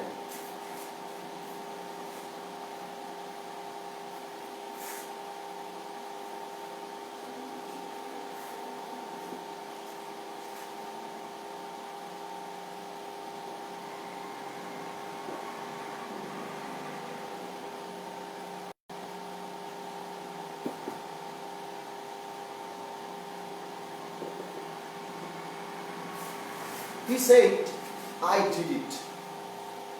তার মানে সে বলেছিল আমি কাজটা করেছিলাম। হ্যাঁ, আমরা এই যেগুলো এখন করতেছি এগুলো কিন্তু সব অ্যাসার্টিভ সেন্টেন্সের মধ্যে আছে, ঠিক আছে? সে বলেছিল যে আমি কাজটা করেছিলাম। আচ্ছা বলো, সে আমি কাজটা করেছিলাম। এখানে রিপোর্টিং ভার্বটা কোন টেন্সে আছে? পাস্ট টেন্সে আছে। স্পিচটা পাস্ট টেন্সে আছে, পাস্ট ইনডিফিনিট। তার মানে সে বলেছিল, যখন বলেছিল তো পাস্টে। আচ্ছা, এবার এই পাস্টে বলেছিল যে সে কাজটা করেছিল, তাইলে আপনি একটু হিসাব করে দেখেন। যখন সে বলেছিল যে আমি কাজটা করেছিলাম, তার মানে যখন সে বলেছিল তার আগেই সে কাজটা করে ফেলেছে। ব্যাপারটা এরকম আসে কিনা? সে বলেছিল আমি কাজটা করেছিলাম, তাইলে সে যখন বলেছিল তখনই সে আগের কথা বলতেছে, যে কাজটা তার তখনই করা হয়ে গেছে। এইবার আমরা জানি যে যখন আমরা পাস্ট টেন্স করি, পাস্ট টেন্সের পাস্ট পারফেক্ট টেন্সের ক্ষেত্রে আমরা জানি যে দুইটা কাজ হয়, এবং এই দুইটা কাজের মধ্যে যখন আগে পরের ব্যাপার হয়, স্বাভাবিকভাবেই অধিকাংশ সময়ই তো দুইটা কাজই এট আ টাইম খুব কমই হয়। দুইটা কাজ হলে পরে একটা কাজ আগে আর একটা কাজ পরে, এরকমটাই তো হয়। তো যখন দুইটা কাজের মধ্যে একটা কাজ আগে হয় তখন আমরা সেই কাজটা পাস্ট পারফেক্ট টেন্সে করি, আর অপেক্ষাকৃত পরে যেই কাজটা হয় সেই কাজটা আমরা পাস্ট ইনডিফিনিট টেন্সে করি। ব্যাপারটা এরকম না? তাইলে আমি যখন এটা করতে যাচ্ছি, he said that, reporting verb past টেন্সে আছে said। এবার রিপোর্টেড স্পিচটা তাইলে করেসপন্ডিং পাস্ট হবে। করেসপন্ডিং পাস্ট করতে গেলে আমরা তো এটা মুখস্থ করি, present indefinite, past indefinite, present continuous, past continuous, present perfect, past perfect, past ইনডি, পাস্ট পারফেক্ট। কেন কি এগুলো জানি না, কিন্তু মুখস্থ করতেছি। তোতা পাখির মতো যেটা বলে প্যারোটিং। এবার টেন্সে আছে, এটা পাস্ট ইনডিফিনিট টেন্সে আছে।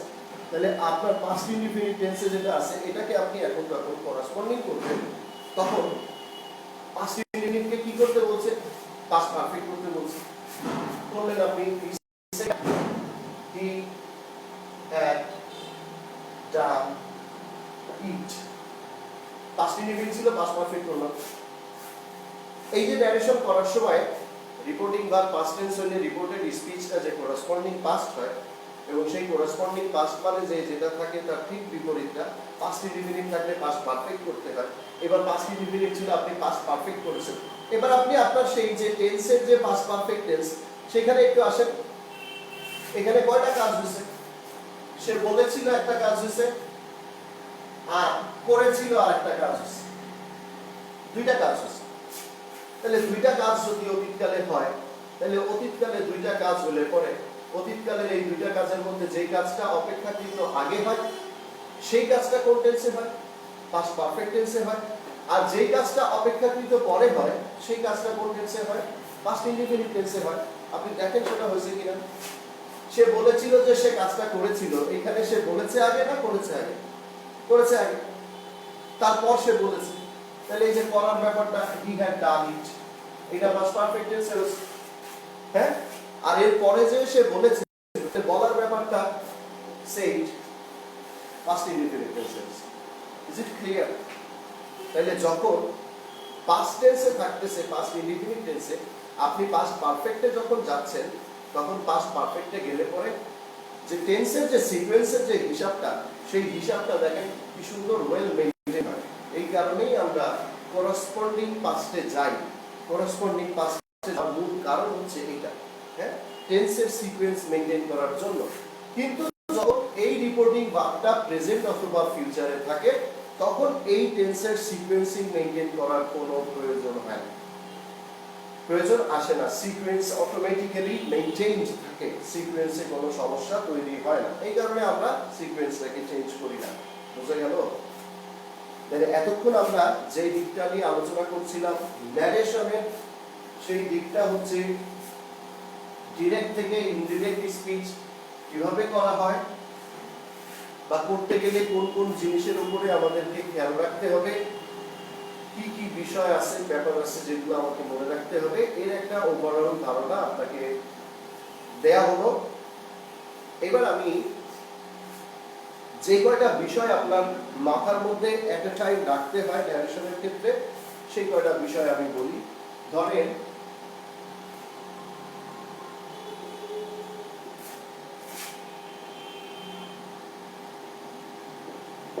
আমরা এতক্ষণ এই সেন্টেন্সটা দিয়েই উদাহরণগুলো দিয়েছি, তাই এই সেন্টেন্সটা দিয়ে আপনাদের বোঝাই দেই যে বিষয়গুলো কি কি, কোন কোনটার উপর আপনাকে ফোকাসটা রাখতে হবে।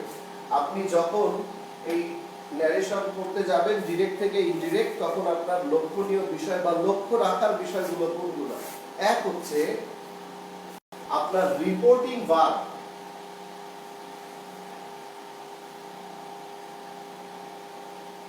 যে ভার্বটা দিয়ে রিপোর্ট করা হচ্ছে এটাকে রিপোর্টিং ভার্ব বলে। হ্যাঁ, এই রিপোর্টিং ভার্বটা কোন টেন্সে আছে এটা আপনাকে প্রথমে দেখতে হবে, যে রিপোর্টিং ভার্বটা কোন টেন্সে আছে। এই রিপোর্টিং ভার্বটা এখানে পাস্ট টেন্সে আছে। যদি এখানে এই রিপোর্টিং ভার্বটা প্রেজেন্ট অথবা ফিউচারে থাকতো তাইলে এখানে আপনার যে রিপোর্টেড স্পিচ,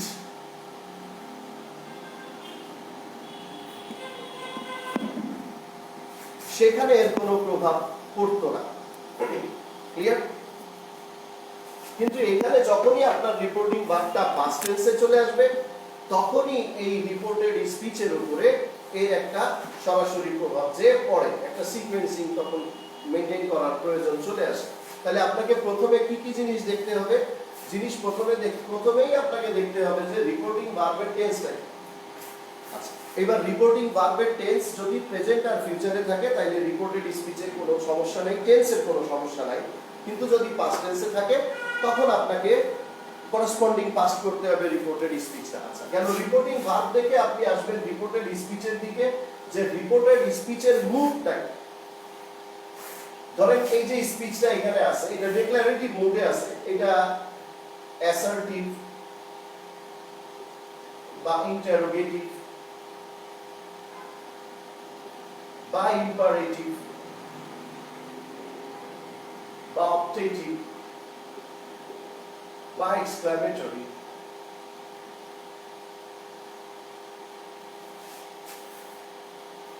এই পাঁচ ধরনের মুডে এই স্পিচটা থাকতে পারে। হ্যাঁ, তো প্রথমেই আপনাকে দেখতে হবে রিপোর্টিং ভার্বের ভার্বটা কি আছে, রিপোর্টিং ভার্বটা কোন টেন্সে আছে। এটা টেন্স দেখবেন আপনি। টেন্স যদি দেখেন যে রিপোর্টিং ভার্বের টেন্সটা প্রেজেন্ট এবং ফিউচার, তাহলে প্রেশার নাই, রিপোর্টেড স্পিচটা করসপন্ডিং পাস্টে দেওয়ার ব্যাপার আর তখন থাকবে না, যে টেন্সে আছে ওই টেন্সেই রাখবেন। আচ্ছা, এরপর আপনি দেখবেন যে আপনার রিপোর্টেড স্পিচের মুড কোনটা আছে। কারণ যদি মুড অ্যাসার্টিভ থাকে তাহলে আপনি ইনডিরেক্ট করার সময় কনজাংশনটা দ্যাট আসবে। যদি মুডটা ইন্টারোগেটিভে চলে যায় তখন কিন্তু কনজাংশনটা আর দ্যাট আসে না, অধিকাংশ ক্ষেত্রেই তখন ইফ আসে, বা ডব্লিউএইচ কোশ্চেন থাকলে তখন ডব্লিউএইচই আসে।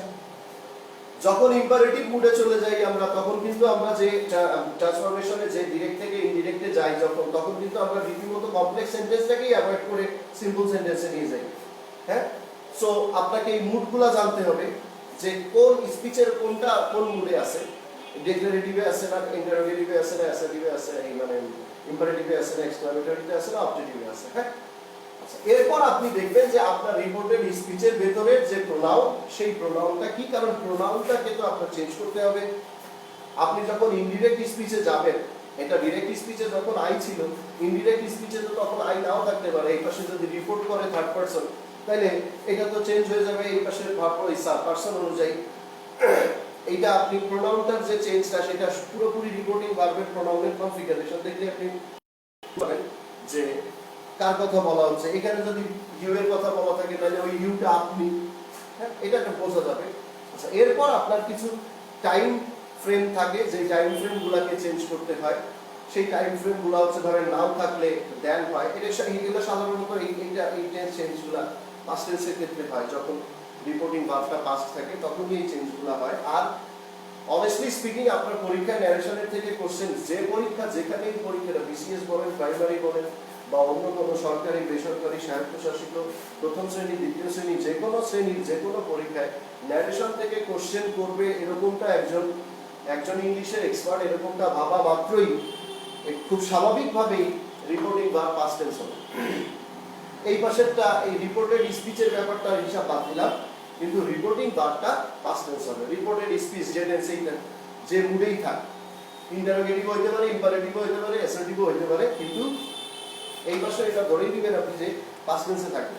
কারণ পাস্ট টেন্সে না থাকলে তো ওই ভেজালটা হয় না, প্রেজেন্ট আর ফিউচারে তো খুব ইজি হয়ে যায়। ঠিক আছে, সো যখন পাস্ট টেন্সে থাকবে তখন ওই যে কিছু শব্দ আছে এগুলো বইয়ে এক জায়গায় করে সুন্দরভাবে দেয়া আছে। নাও থাকলে দ্যাট হবে, দিস থাকলে দ্যাট হবে, দিস থাকলে দোস হয়, ইয়েস্টারডে থাকলে দ্য ডে বিফোর ইয়েস্টারডে বা প্রিভিয়াস ডে হয়, এই যে টুমরো থাকলে দ্য নেক্সট ডে হয়। এই ব্যাপারগুলো ওইখানে দেয়া আছে সুন্দরভাবে।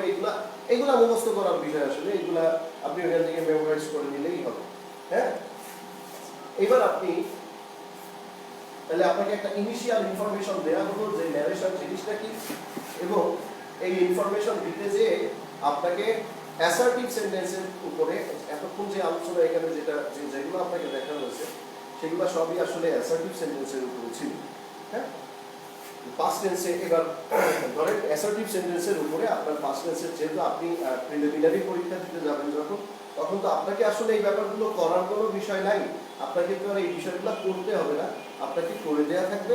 আপনি 4টা অল্টারনেটিভ অপশনের মধ্যে থেকে যেটা সব থেকে সুযোগ্য অপশন বা সঠিক অপশন আপনি সেটা বেছে দিবেন।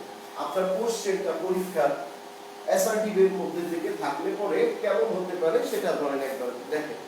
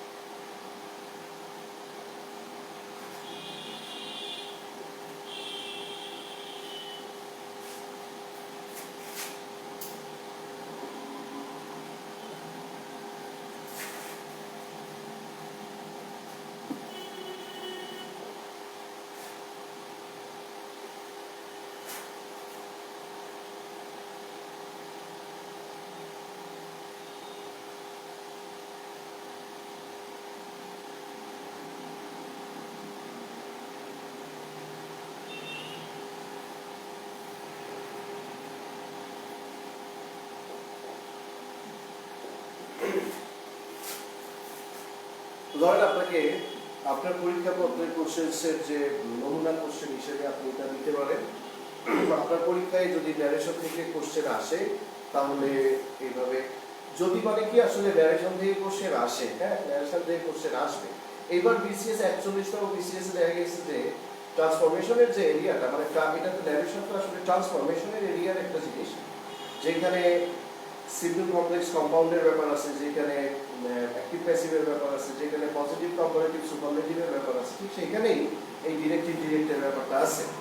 তো এবার 41তম বিসিএস পরীক্ষা দেখা গেছে যে ট্রান্সফরমেশনের কোশ্চেনটা, সেখান থেকে সাধারণত দুইটা কোশ্চেন আসে, দুইটা ট্রান্সফরমেশনের কোশ্চেনটা 41 আসছে ডিগ্রি থেকে আর ভয়েস থেকে। সো স্বাভাবিকভাবে আমরা ধরে নিতে পারি যে 43তম বিসিএস এর ন্যারেশন টপ চয়েস। হ্যাঁ 43-এ যে ন্যারেশনটা টপ চয়েস হবে, কারণ একটু ঘুরাই দিবে এখানে আর simple complex compounder. So primary পরীক্ষা আমরা দিতে যাচ্ছে, তার জন্য প্রাইমারি পরীক্ষায় ট্রান্সফরমেশনের কোশ্চেন, প্রাইমারি কোশ্চেনে ট্রান্সফরমেশনে ন্যারেশনের কোশ্চেন, এটা এই বছর ওই বছর ব্যাপার করে না বা ভ্যারি করে না, কম বেশি সব বছরই দেখা যায় যে ন্যারেশন একটা আছে, সেটা থাকবে। হ্যাঁ তো যখন থাকবে তখন আপনি আপনার নমুনা প্রশ্নটা প্রশ্নপত্রে পরীক্ষার হলে আপনি প্রশ্নপত্রে যেভাবে প্রশ্নটা পাবেন সেটা হচ্ছে ঠিক এরকম ধরে। এখানে আপনার মূল যে সেন্টেন্সটা দেয়া সেটা হচ্ছে হি মেড এ মিস্টেক, সে বলেছিল যে সে একটা ভুল করেছিল। হ্যাঁ এবার এই সেন্টেন্সটা 4টা অল্টারনেটিভ অপশনস আপনাকে দেয়া আছে, এখান থেকে আপনাকে একটা সঠিক উত্তর চুজ করতে হবে। আপনার কিন্তু সব ক্ষেত্রে এই ব্যাপারটা এরকম। এখানে যদি এখানে একটি ধরেন এই যে রিপোর্টিং ভার্ব আর এই রিপোর্টের স্পিচ, এই রিপোর্টের স্পিচটা এখানে কোন টেন্সে আছে? পাস্ট টেন্সে আছে। এবার এখানে মুডটা কি আছে? মুডটা অ্যাসার্টিভ আছে, মুডটা ইন্টারোগেটিভ ইম্পারেটিভ যেখানেই থাক হিসাবটা তো একই। এরকম 4টা অপশন আপনাকে দেয়া থাকবে, আপনার সেইখান থেকে সঠিক উত্তরটা বেছে নিতে হবে। এখন আপনি এইখান থেকে সঠিক উত্তর কি বাছবেন? ধরেন he said he made a mistake, সে বলেছিল যে সে একটা ভুল করেছিল। এখান থেকে আপনি কিভাবে বাছবেন? হি সেড, সে বলেছিল, এখানে আছে that he had a mistake, হুবহু। কিন্তু রিপোর্টিং ভার্ব পাস্ট টেন্সে হলে আমরা জানি যে রিপোর্টের স্পিচটা করেসপন্ডিং পাস্ট হবে, তাহলে ভিতরে তো হি মেড এ মিস্টেকই আছে, সেটাই যদি আপনি রাখেন তাহলে তো ভুলে যাবে, এটা ইউনিভার্সাল ট্রুথ বা রিচুয়াল অ্যাকশন না, সো এটা হবে না। এরপর আছে হি said that he has made a mistake. হ্যাঁ পাস্ট টেন্স থাকলে করেসপন্ডিং পাস্ট হবে, তার মানে পাস্ট ইনডিফিনিট থাকলে পাস্ট পারফেক্ট হবে, কিন্তু আপনি এখানে যেটা লিখে ফেলছেন সেটা তো প্রেজেন্ট পারফেক্ট হয়ে গেছে। সো এটাও he has made a mistake, এটাও হবে না, কারণ এটা প্রেজেন্ট পারফেক্ট টেন্সে চলে গেছে। হবে তো পাস্ট পারফেক্ট টেন্স, আর আপনি তো করেসপন্ডিং পাস্টে যাবেন, পাস্ট ইনডিফিনিট পাস্ট পারফেক্ট, এটা প্রেজেন্ট পারফেক্ট দেয়া আছে। আচ্ছা এরপরে বলছে হি said that he had made a mistake, sorry এটা হ্যাড হবে, হি said that he had made a mistake. এইটা তাইলে এইখানে ইনডেফিনিট টেন্সে ছিল পাস্ট রিপোর্টেড স্পিচটা, যখন আপনি ইনডিরেক্ট স্পিচে গেছেন তখন রিপোর্টেড স্পিচটা পাস্ট পারফেক্ট হয়ে গেছে করেসপন্ডিং পাস্টের নিয়ম অনুসারে। সো আপনি এইটাকে সঠিক উত্তর হিসেবে দিবেন তখন সিটা আপনি পূরণ করে দিবেন, আপনার উত্তর সি। বোঝা গেছে না ব্যাপারটা? সো যখন ন্যারেশন থেকে কোশ্চেন আসবে আপনাকে তো আসলে খুব বেশি কিছু করতে হবে না, আপনাকে দেয়া থাকবে, আপনি জাস্ট বেছে দিবেন। তো বেছে নেওয়ার ক্ষেত্রে আপনার এই বিষয়গুলোর দিকে খেয়াল রাখতে হবে যে আপনি রিপোর্টিং ভার্বটা যখন পাস্ট টেন্সে আসে তখন আপনার রিপোর্টের স্পিচের মুডটা কি, ডিক্লারেটিভ নাকি বা হ্যাঁ এই ব্যাপার। তাহলে এবার আমরা অ্যাসার্টিভ মুড থেকে এবার একটু ইন্টারোগেটিভ মুডে যেয়ে দেখি। সাধারণত কোশ্চেন আপনি ধরে নিতে পারেন যে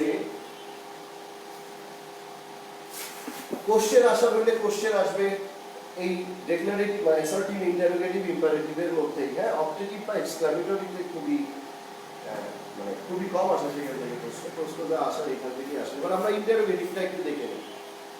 ইন্টারোগেটিভের এখানে যাওয়ার আগে আপনাদের একটা বেসিক ধারণা আগে দিয়ে দিই প্রশ্নবোধক বাক্য সম্পর্কে। সেটা হচ্ছে প্রশ্নবোধক বাক্যের আবার কিন্তু ধরন আছে। প্রশ্নবোধক বাক্যটা কিন্তু একেবারে একরকম না। এই প্রশ্নবোধক বাক্যের আবার দুইটা ধরন আছে, বেসিক দুইটা ধরন। একটা হচ্ছে WH কোশ্চেন, আর একটা হচ্ছে ইয়েস নো কোশ্চেন, আর একটা হচ্ছে ট্যাগ কোশ্চেন। ধরেন WH কোশ্চেন যদি হয় তাহলে হিসাবটা একরকম, ইয়েস নো কোশ্চেন যদি হয় তাহলে হিসাবটা আরেক রকম। হ্যাঁ, আচ্ছা, যেমন আর ওইটা রিপোর্টিং ভার্ব প্রেজেন্ট আর ফিউচার এর কোনো ব্যাপারই নাই, সো ওটা বাদ দিয়ে দিলাম। আমরা রিপোর্টিং ভার্ব পাস্ট টেন্সে রেখেই উদাহরণগুলো দেই। হি সেড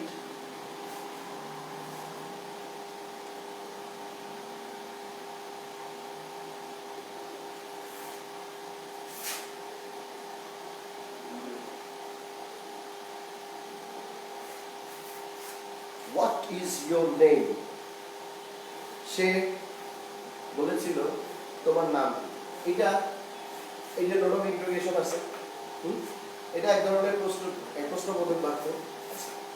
এরপর ধরেন হি সেড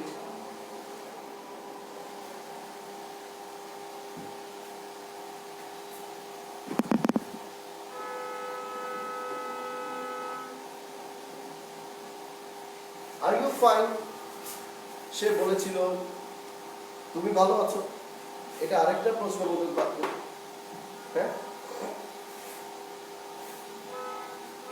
এই দুইটা যে প্রশ্নবোধক বাক্য, এই দুইটা প্রশ্নবোধক বাক্যের ইনডিরেক্ট স্পিচে যাওয়ার সময় আপনাকে কিছু বেসিক ব্যাপার ফলো করতে হবে।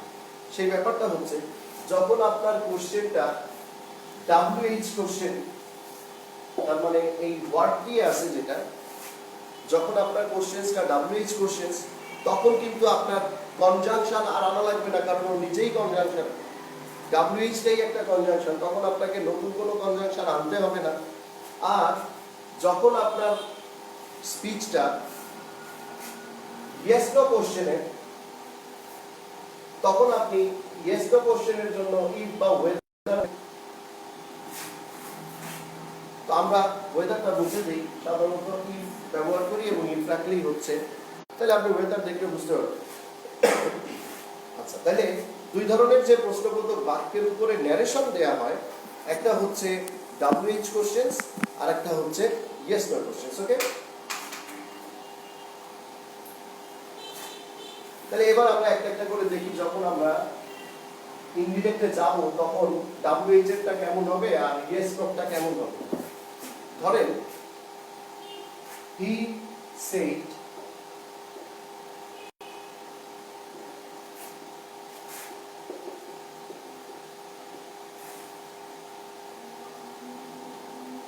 What is your name. এটাকে আপনি যখন ইনডিরেক্ট স্পিচ করতে যাবেন তখন এই যে রিপোর্টিং ভার্বটা, এই রিপোর্টিং ভার্বটার মধ্যে একটা পরিবর্তন চলে আসবে। তখন অ্যাসার্টিভ, এর আগে যখন আপনি অ্যাসার্টিভ টেন্স, অ্যাসার্টিভ সেন্টেন্সে অ্যাসার্টিভ মুডে ছিলেন, তখন কিন্তু ওইখানে উপরে যা দেখছেন লেখা ছিল ডিরেক্ট স্পিচে, লেখা ছিল হি সেড। আপনি ইনডিরেক্ট স্পিচেও লিখে গেছেন হি সেড, সমস্যা হয়নি, কারণ ওটা তো উক্তি, ওটা তো স্টেটমেন্ট, একটা বিবৃতি, সাধারণ একটা বিবৃতি। সো ভার্বটাও সাধারণ, সে কোনো সমস্যা নেই। কিন্তু এখন তো আপনি সাধারণ বিবৃতিমূলক বাক্যে নাই, আপনি তো প্রশ্নবোধক বাক্যে চলে গেছেন। প্রশ্নবোধক বাক্যে যখন চলে যাবে ব্যাপারটা, তখন তো আর ব্যাপারটা সাধারণ বলা থাকে না, তখন এখানে ইনকোয়ারি হয় বা আস্ক হয়। অধিকাংশ ক্ষেত্রেই আস্ক হয়, মানে ব্যাপারটা হয় জিজ্ঞাসা করা। তাহলে সে বলেছিল না হয়ে হবে he asked। হ্যাঁ, এইবার কাকে জিজ্ঞাসা করেছিল সে? What is your name. তাহলে আমাকে জিজ্ঞাসা করেছিল সে। তাহলে আপনি এখানে প্রোনাউন, আপনার ইয়েটা অবজেক্টিভ কেসটা দিয়ে দিলেন মি, সে আপনাকে জিজ্ঞাসা করেছিল। তাহলে হি আস্কড মি। এবার সে আপনাকে কি জিজ্ঞাসা করেছিল? আপনার নাম কি। তাহলে আপনি যখন এটাকে এবার এই রিপোর্টেড স্পিচটাকে আপনি যখন লিখতে যাচ্ছেন, তখন কনজাংশন, যে কনজাংশন আপনি আনার কথা ভাবেন, যে কনজাংশনটা আনতে হয়, যেটা অ্যাসার্টিভে দ্যাট আনতে হয়েছিল, ইন্টারোগেটিভে আপনার ইফ আনতে হয়, কিন্তু এখানে ইফ আনতে হবে না, কারণ WH কোশ্চেন, এটা WH নিজেই কনজাংশন। তাহলে হোয়াটটাকে নামাই দিলেন, হি আস্কড মি হোয়াট। এবার এটা তো প্রশ্নবোধক ছিল, ডিরেক্ট স্পিচে ছিল। আপনি যখন ইনডিরেক্টে চলে যাচ্ছেন তখন তো ইমবেডেড ভার্ব, এটা তো রিলেটিভ চলে যাচ্ছে, তো রিলেটিভ প্রোনাউন হিসেবে স্টার্ট হচ্ছে ব্যাপারটা, তখন তো আর ইন্টারোগেটিভ থাকতেছে না। এই ডাব্লিউএইচ তো এখন তো আর এটা ইন্টারোগেটিভ নাই, যেহেতু এটা কমপ্লেক্স সেন্টেন্সে চলে যাচ্ছে। এখানে এটা ইন্টারোগেটিভ ছিল, কিন্তু এখন এটা ইন্টারোগেটিভ নাই। তাই আপনি যদি হোয়াট ওয়াজ লেখেন তাহলে কিন্তু ভুল হয়ে যাবে। আপনাকে লিখতে হবে হোয়াট মাই নেম ফার্স্ট, হ্যাঁ, হোয়াট মাই নেম, এরপর ভার্ব যাবে, ওয়াজ সাবজেক্ট আগে আসবে, তারপরে ভার্ব যাবে। কারণ এখন যে মুডটা, যখন আপনি ইনডিরেক্ট স্পিচে যাচ্ছেন তখন সেন্টেন্সটা তো কমপ্লেক্স হয়ে যাচ্ছে, তখন ওর মুডটা চেঞ্জ হয়ে যাচ্ছে, ইন্টারোগেটিভ মুডে আর থাকতেছে না। তাই হোয়াট ওয়াজ মাই নেম লিখলে ভুল হয়ে যেত, আপনাকে লিখতে হবে হোয়াট মাই নেম ওয়াজ। এখন আপনি দেখেন, সাধারণত আমরা ইনডিরেক্ট করার সময় এই যে কমপ্লেক্স সেন্টেন্স সেই সবগুলা ইনডিরেক্ট করি। অধিকাংশ বই খাতায় আমরা এটা দেখছি যে কমপ্লেক্স সেন্টেন্সেই করা থাকে। এই কমপ্লেক্স সেন্টেন্সে আবার যখন ইম্পারেটিভ সেন্টেন্সে যে আমরা ট্রান্সফরমেশনে ইনডিরেক্ট থেকে ইনডিরেক্টে যাই, তখন আবার দেখি যে সবগুলো সিম্পল সেন্টেন্সে করা আছে। হ্যাঁ, তো ব্যাপারটা হচ্ছে আপনাকে এটা কমপ্লেক্সে করতে হবে না সিম্পলে করতে হবে, বিষয়টা এরকম না। সাধারণত আমরা কমপ্লেক্সেই করি, কিন্তু আপনাকে ইনডিরেক্ট করতে হবে, এটা হচ্ছে বিষয়। সো আপনি যখন করবেন, যখন আপনি করতেছেন, তখন আপনি এটা সিম্পলেও করতে পারেন, কোনো সমস্যা নাই, কোনো সমস্যা হওয়ার কোনো কারণই নাই আসলে। কারণ তিনটা ইংরেজিতে আপনি যে সেন্টেন্সটা কমপ্লেক্সে করতেছেন, এইখানে যে সেন্টেন্সটা কমপ্লেক্সে লিখছেন আপনি ইনডিরেক্ট করে, যে হি asked me what my name ওয়াজ, এটা আসলে শ্রুতি মধুর খুব কম হচ্ছে। যদি আপনি এই সেন্টেন্সটাকে এখন যদি সিম্পলে লিখতে চান, ধরেন আপনি ডিরেক্ট স্পিচ থেকে ইনডিরেক্ট করলেন, ইনডিরেক্ট করলে দাঁড়াইলো he asked me what my name was. এবার এই what he asked me what my name was, এই কমপ্লেক্স সেন্টেন্সটা সিম্পল করেন। এই কমপ্লেক্স সেন্টেন্সটা আপনি যদি সিম্পল করেন, তাহলে কি করতে হবে আপনাকে, যে সাবঅর্ডিনেট ক্লজের কনজাংশনটা বাদ দিতে হবে, ফাইনাইট ভার্বটা বাদ দেন, কি থাকলো,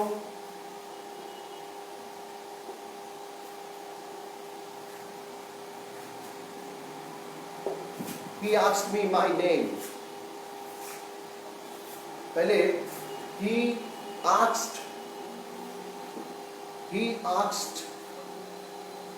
me what my name was, এটার জায়গায় আপনি he asked me my name এটাও দিতে পারছেন। Is it clear? he asked me my name যখন আপনি করতেছেন, তখন এটা সিম্পল সেন্টেন্সে হচ্ছে। আর উপরে যখন আপনি লিখতেছেন he asked me what my name was, তখন এটা কমপ্লেক্স সেন্টেন্সে হচ্ছে। এবং দুইটাই ঠিক আছে, দুইটাই আপনি দিতে পারেন, কোনো অসুবিধা নেই, দুইটাই দেওয়া যাবে, ভুল হবে না। ক্লিয়ার? আপনার তো আসলে দেওয়ার সুযোগ থাকবে না, আপনাকে তো দিয়ে দেওয়া হবে, আপনার ওইখান থেকে বেছে নিতে হবে। তবে আপনি এটা জেনে রাখেন যে এটা আপনি করতে পারেন বা এটা করা যায়। হ্যাঁ,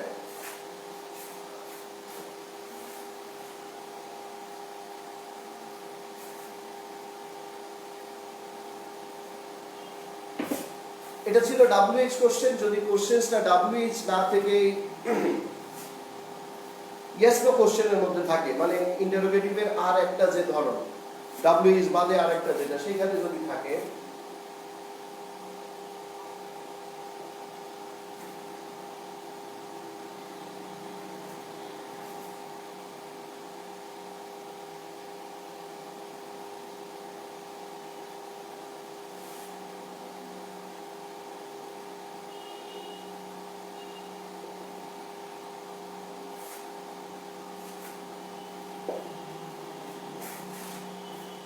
he said have you done it,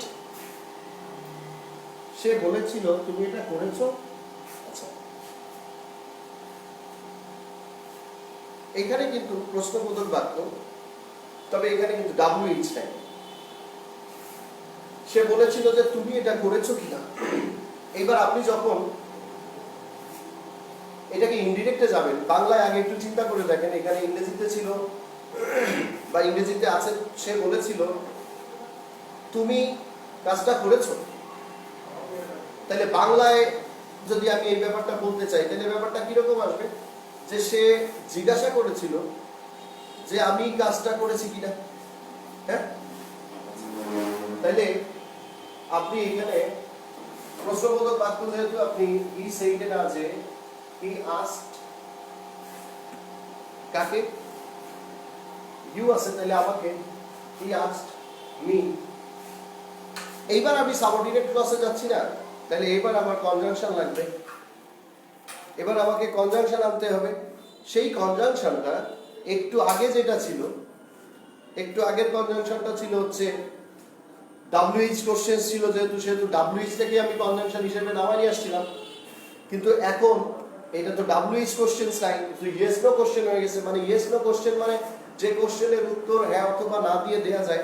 have you done the work, have you done it, আপনি ইয়েস অথবা নো দিয়েই কিন্তু উত্তরটা সেরে দিতে পারতেছেন। সো এইগুলাকে ইয়েস নো কোশ্চেন বলে। ইয়েস নো কোশ্চেনের ক্ষেত্রে আপনার ইফ বা ওয়েদার কনজাংশন হিসেবে আনতে হবে। আপনি কনজাংশন হিসেবে ইফ নিয়ে আসেন, তাহলে হি আস্কড মি ইফ। এইবার সাবঅর্ডিনেট ক্লজ শুরু হয়ে গেল। এবার ক্লজ সাবজেক্ট লাগবে। সাবজেক্টটা এখানে কি হবে? ইউ কে বলেছে, তারপর আমাকে বলেছে, তাহলে আই। আচ্ছা, যেহেতু রিপোর্টিং বা পাস্ট টেন্সে আছে, তাহলে রিপোর্টেড স্পিচ করেসপন্ডিং পাস্ট হবে। তাহলে করেসপন্ডিং পাস্ট হলে এখানে কোন পাস্ট, এটা কোন টেন্সে আছে? এই স্পিচটা প্রেজেন্ট পারফেক্ট টেন্সে আছে। প্রেজেন্ট পারফেক্ট টেন্সে থাকলে পরে corresponding past, past perfect tense. তখন আপনি লিখলেন he asked me if I had done it. হয়ে গেল। সে আমার কাছে জানতে চেয়েছিল যে আমি কাজটা করেছি কিনা, বা আমি এটা করেছি কিনা। যখন ডিরেক্ট স্পিচে ছিল তখন ব্যাপারটা এরকম ছিল যে সে বলেছিল তুমি কি কাজটা করেছো বা তুমি কি এটা করেছো। তখন প্রশ্নের ওই ফোর্সটা স্পিচের মধ্যে ছিল। কিন্তু যখন আমি ইনডিরেক্টে যাচ্ছি তখন তো আর ওই প্রশ্নবোধক ব্যাপারটা থাকতেছে না। তখন প্রশ্নের ব্যাপারটা আমি বুঝাই দিলাম ভার্ব দিয়ে, যে আস্কড, আর কনজাংশন এনে বাকি কাজটা করে দিলাম। সেন্টেন্সটা তখন কমপ্লেক্স সেন্টেন্সে চলে গেল। বলা হচ্ছে যে সে আমাকে জিজ্ঞাসা করেছিল আমি কাজটা করেছিলাম কিনা। হ্যাঁ, যখন বাংলায় ছিল, যখন ডিরেক্টে ছিল তখন হচ্ছে যে সে বলেছিল তুমি কি কাজটা করেছো। যখন ইনডিরেক্টে যাচ্ছি আমি, তখন অর্থটা এসেছে এরকম যে সে আমার কাছে জিজ্ঞাসা করেছিল আমি কাজটা করেছি কিনা। তাহলে মোটামুটি ইন্টারোগেটিভ সেন্টেন্সের যে দুই ধরনের WH কোশ্চেন আর ইয়েস নো কোশ্চেনের যে দুই ধরনের কোশ্চেন পেপার হয়, আপনি জাস্ট রিপোর্টিং বা পাস্ট টেন্সে থাকলে ভেতরে এটা করেসপন্ডিং পাস্ট করে ব্যাপারটা করে দিবেন। এবার আপনি ইম্পারেটিভ সেন্টেন্সে একটা উদাহরণ দেখেন। এই তিনটা থেকেই সাধারণত আসে, বাইরে থেকে আসবে না। এটা মোস্ট অফ দ্য টাইম দেখা যায় যে এই তিনটা থেকেই আসতেছে আর কি। মানে অ্যাসার্টিভ, ইন্টারোগেটিভ বা ইম্পারেটিভ, এর বাইরে থেকে সাধারণত ওটা আসে না। হ্যাঁ, আচ্ছা, এবার ধরেন আপনি ইম্পারেটিভ সেন্টেন্সের একটা,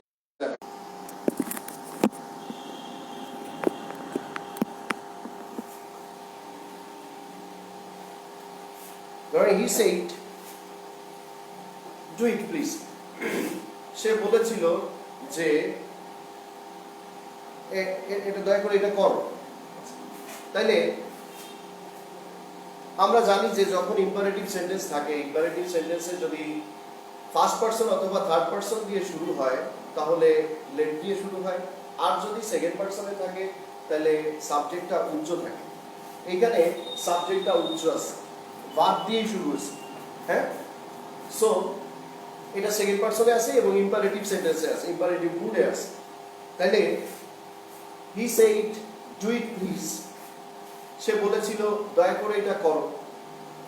এটাকে আপনি যখন ইনডিরেক্ট স্পিচে নিতে যাচ্ছেন তখন আপনার এই যে পুরো যে প্রসেসটা আমি শেষে এসে আরেকবার পুরো প্রসেসটা, পুরো প্রক্রিয়াটা বোঝাই দিয়ে যাই। সেটা হচ্ছে প্রথমেই আপনাকে লক্ষ্য করতে হবে আপনার রিপোর্টিং ভার্বটা কোন টেন্সে আছে। কোন টেন্সে আছে? পাস্ট টেন্সে আছে। আচ্ছা, তাইলে এখানে আমার একটু নজর দিতে হবে ব্যাপার। এখানে কিছু কাজবাজ আছে। যদি এখানে আমি দেখতাম যে প্রেজেন্ট অথবা ফিউচারে আছে তাহলে খুব ইজি হয়ে যাইতো আমার জন্য ব্যাপারটা। আচ্ছা, তাহলে কিন্তু না, সেটা না। এখানে আমার এটা পাস্ট টেন্সে আছে, মানে তখন আমাকে একটু ভালো করে নজর দিতে হবে এবং ভালো করে নজর দিয়ে আমাকে দেখতে হবে যে এইবার আমার স্পিচটা মুডটা কি আছে। স্পিচের মুডটা অ্যাসার্টিভ আছে নাকি ইন্টারোগেটিভ আছে নাকি ইম্পারেটিভ আছে। তো আমি তাকায় দেখতে পারতেছি এখানে যে এটা ইম্পারেটিভ মুডে আছে, এটা অ্যাসার্টিভ বা ইন্টারোগেটিভে নাই। তাহলে ইম্পারেটিভ মুডে যেহেতু আছে, ইম্পারেটিভ মুডে থাকলে পরে সাধারণত যে ব্যাপারগুলো ঘটে সেই ব্যাপারগুলো হচ্ছে যে ভার্বগুলো ব্যবহার করা হয় বা যে ভার্বগুলো তখন চলে আসে সেই ভার্বগুলো হচ্ছে রিকোয়েস্ট, অর্ডার, আস্ক, হ্যাঁ, ইনসিস্ট, মানে সব সাবজাংটিভের ভার্বগুলো চলে আসে। সো তখন যদি আমি এটাকে কমপ্লেক্স সেন্টেন্সে করতে চাই তাহলে আমাকে এখানে যখন যদি লিখতে হয় যে একটু প্লিজ আছে, তাহলে হি রিকোয়েস্টেড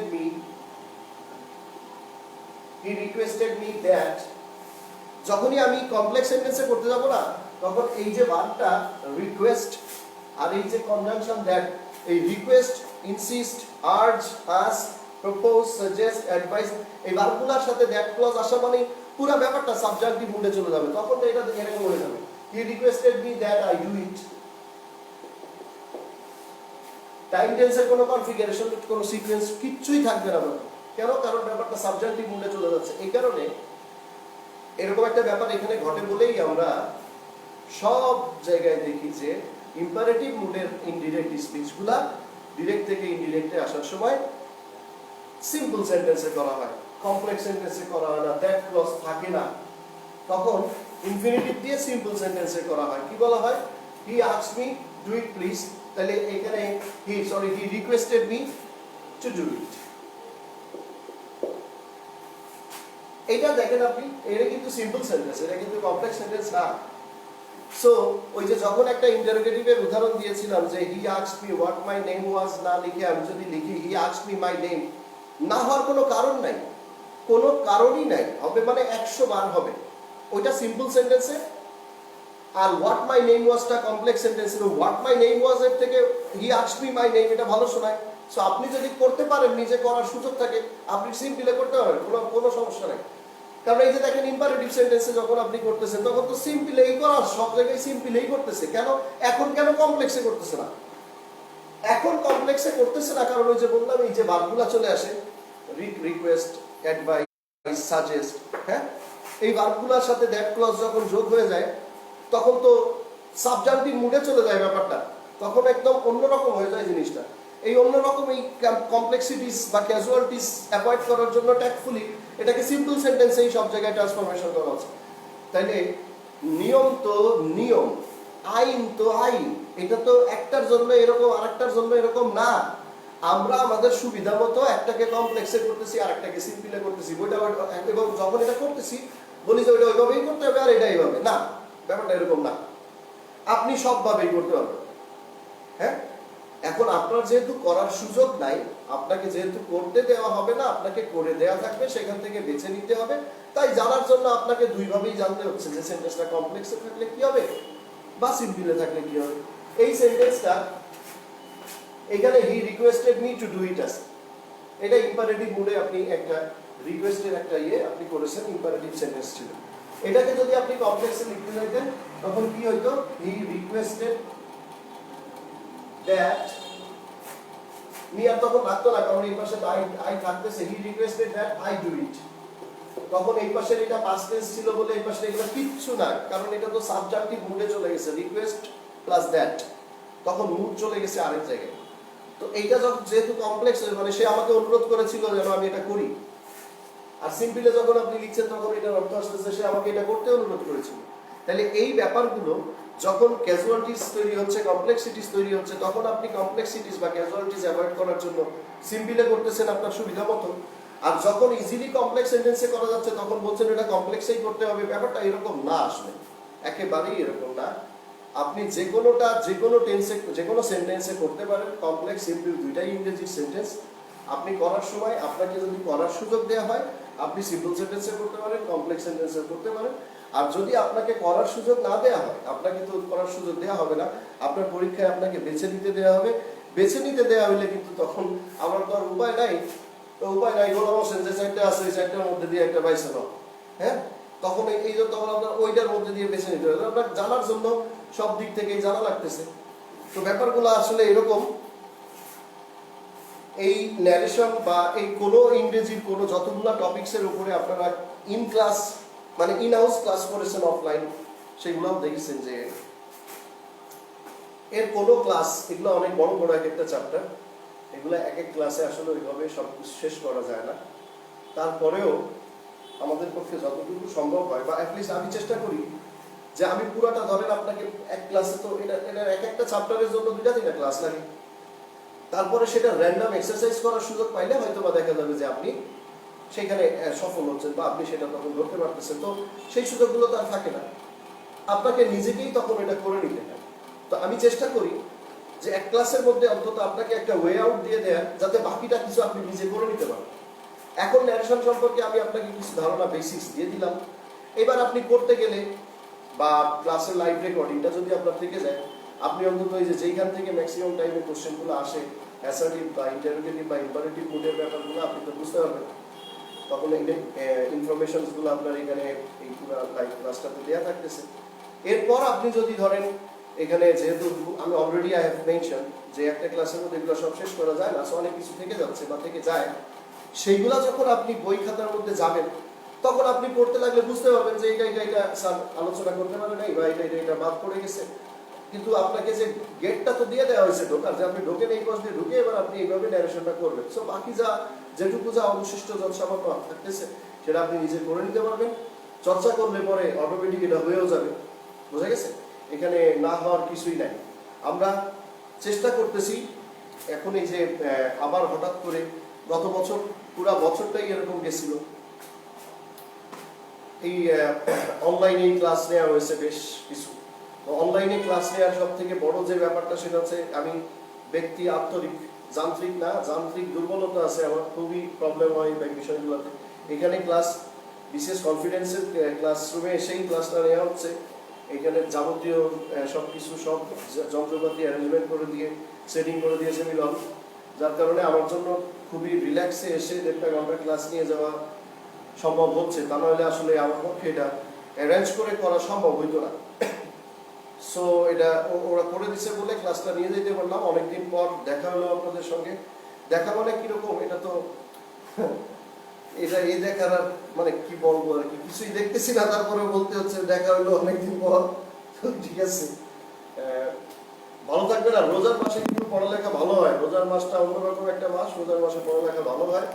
সো ভালো করে পড়ালেখা করেন আর be in touch with BCS confidence. হ্যাঁ, বিসিএস কনফিডেন্সের সঙ্গে সবসময় অনলাইন অফলাইন সব লাইনে থাকেন আর কি। ঠিক আছে, লাইনে থাকলেই হয়ে যাবে ইনশাল্লাহ। আল্লাহ হাফেজ।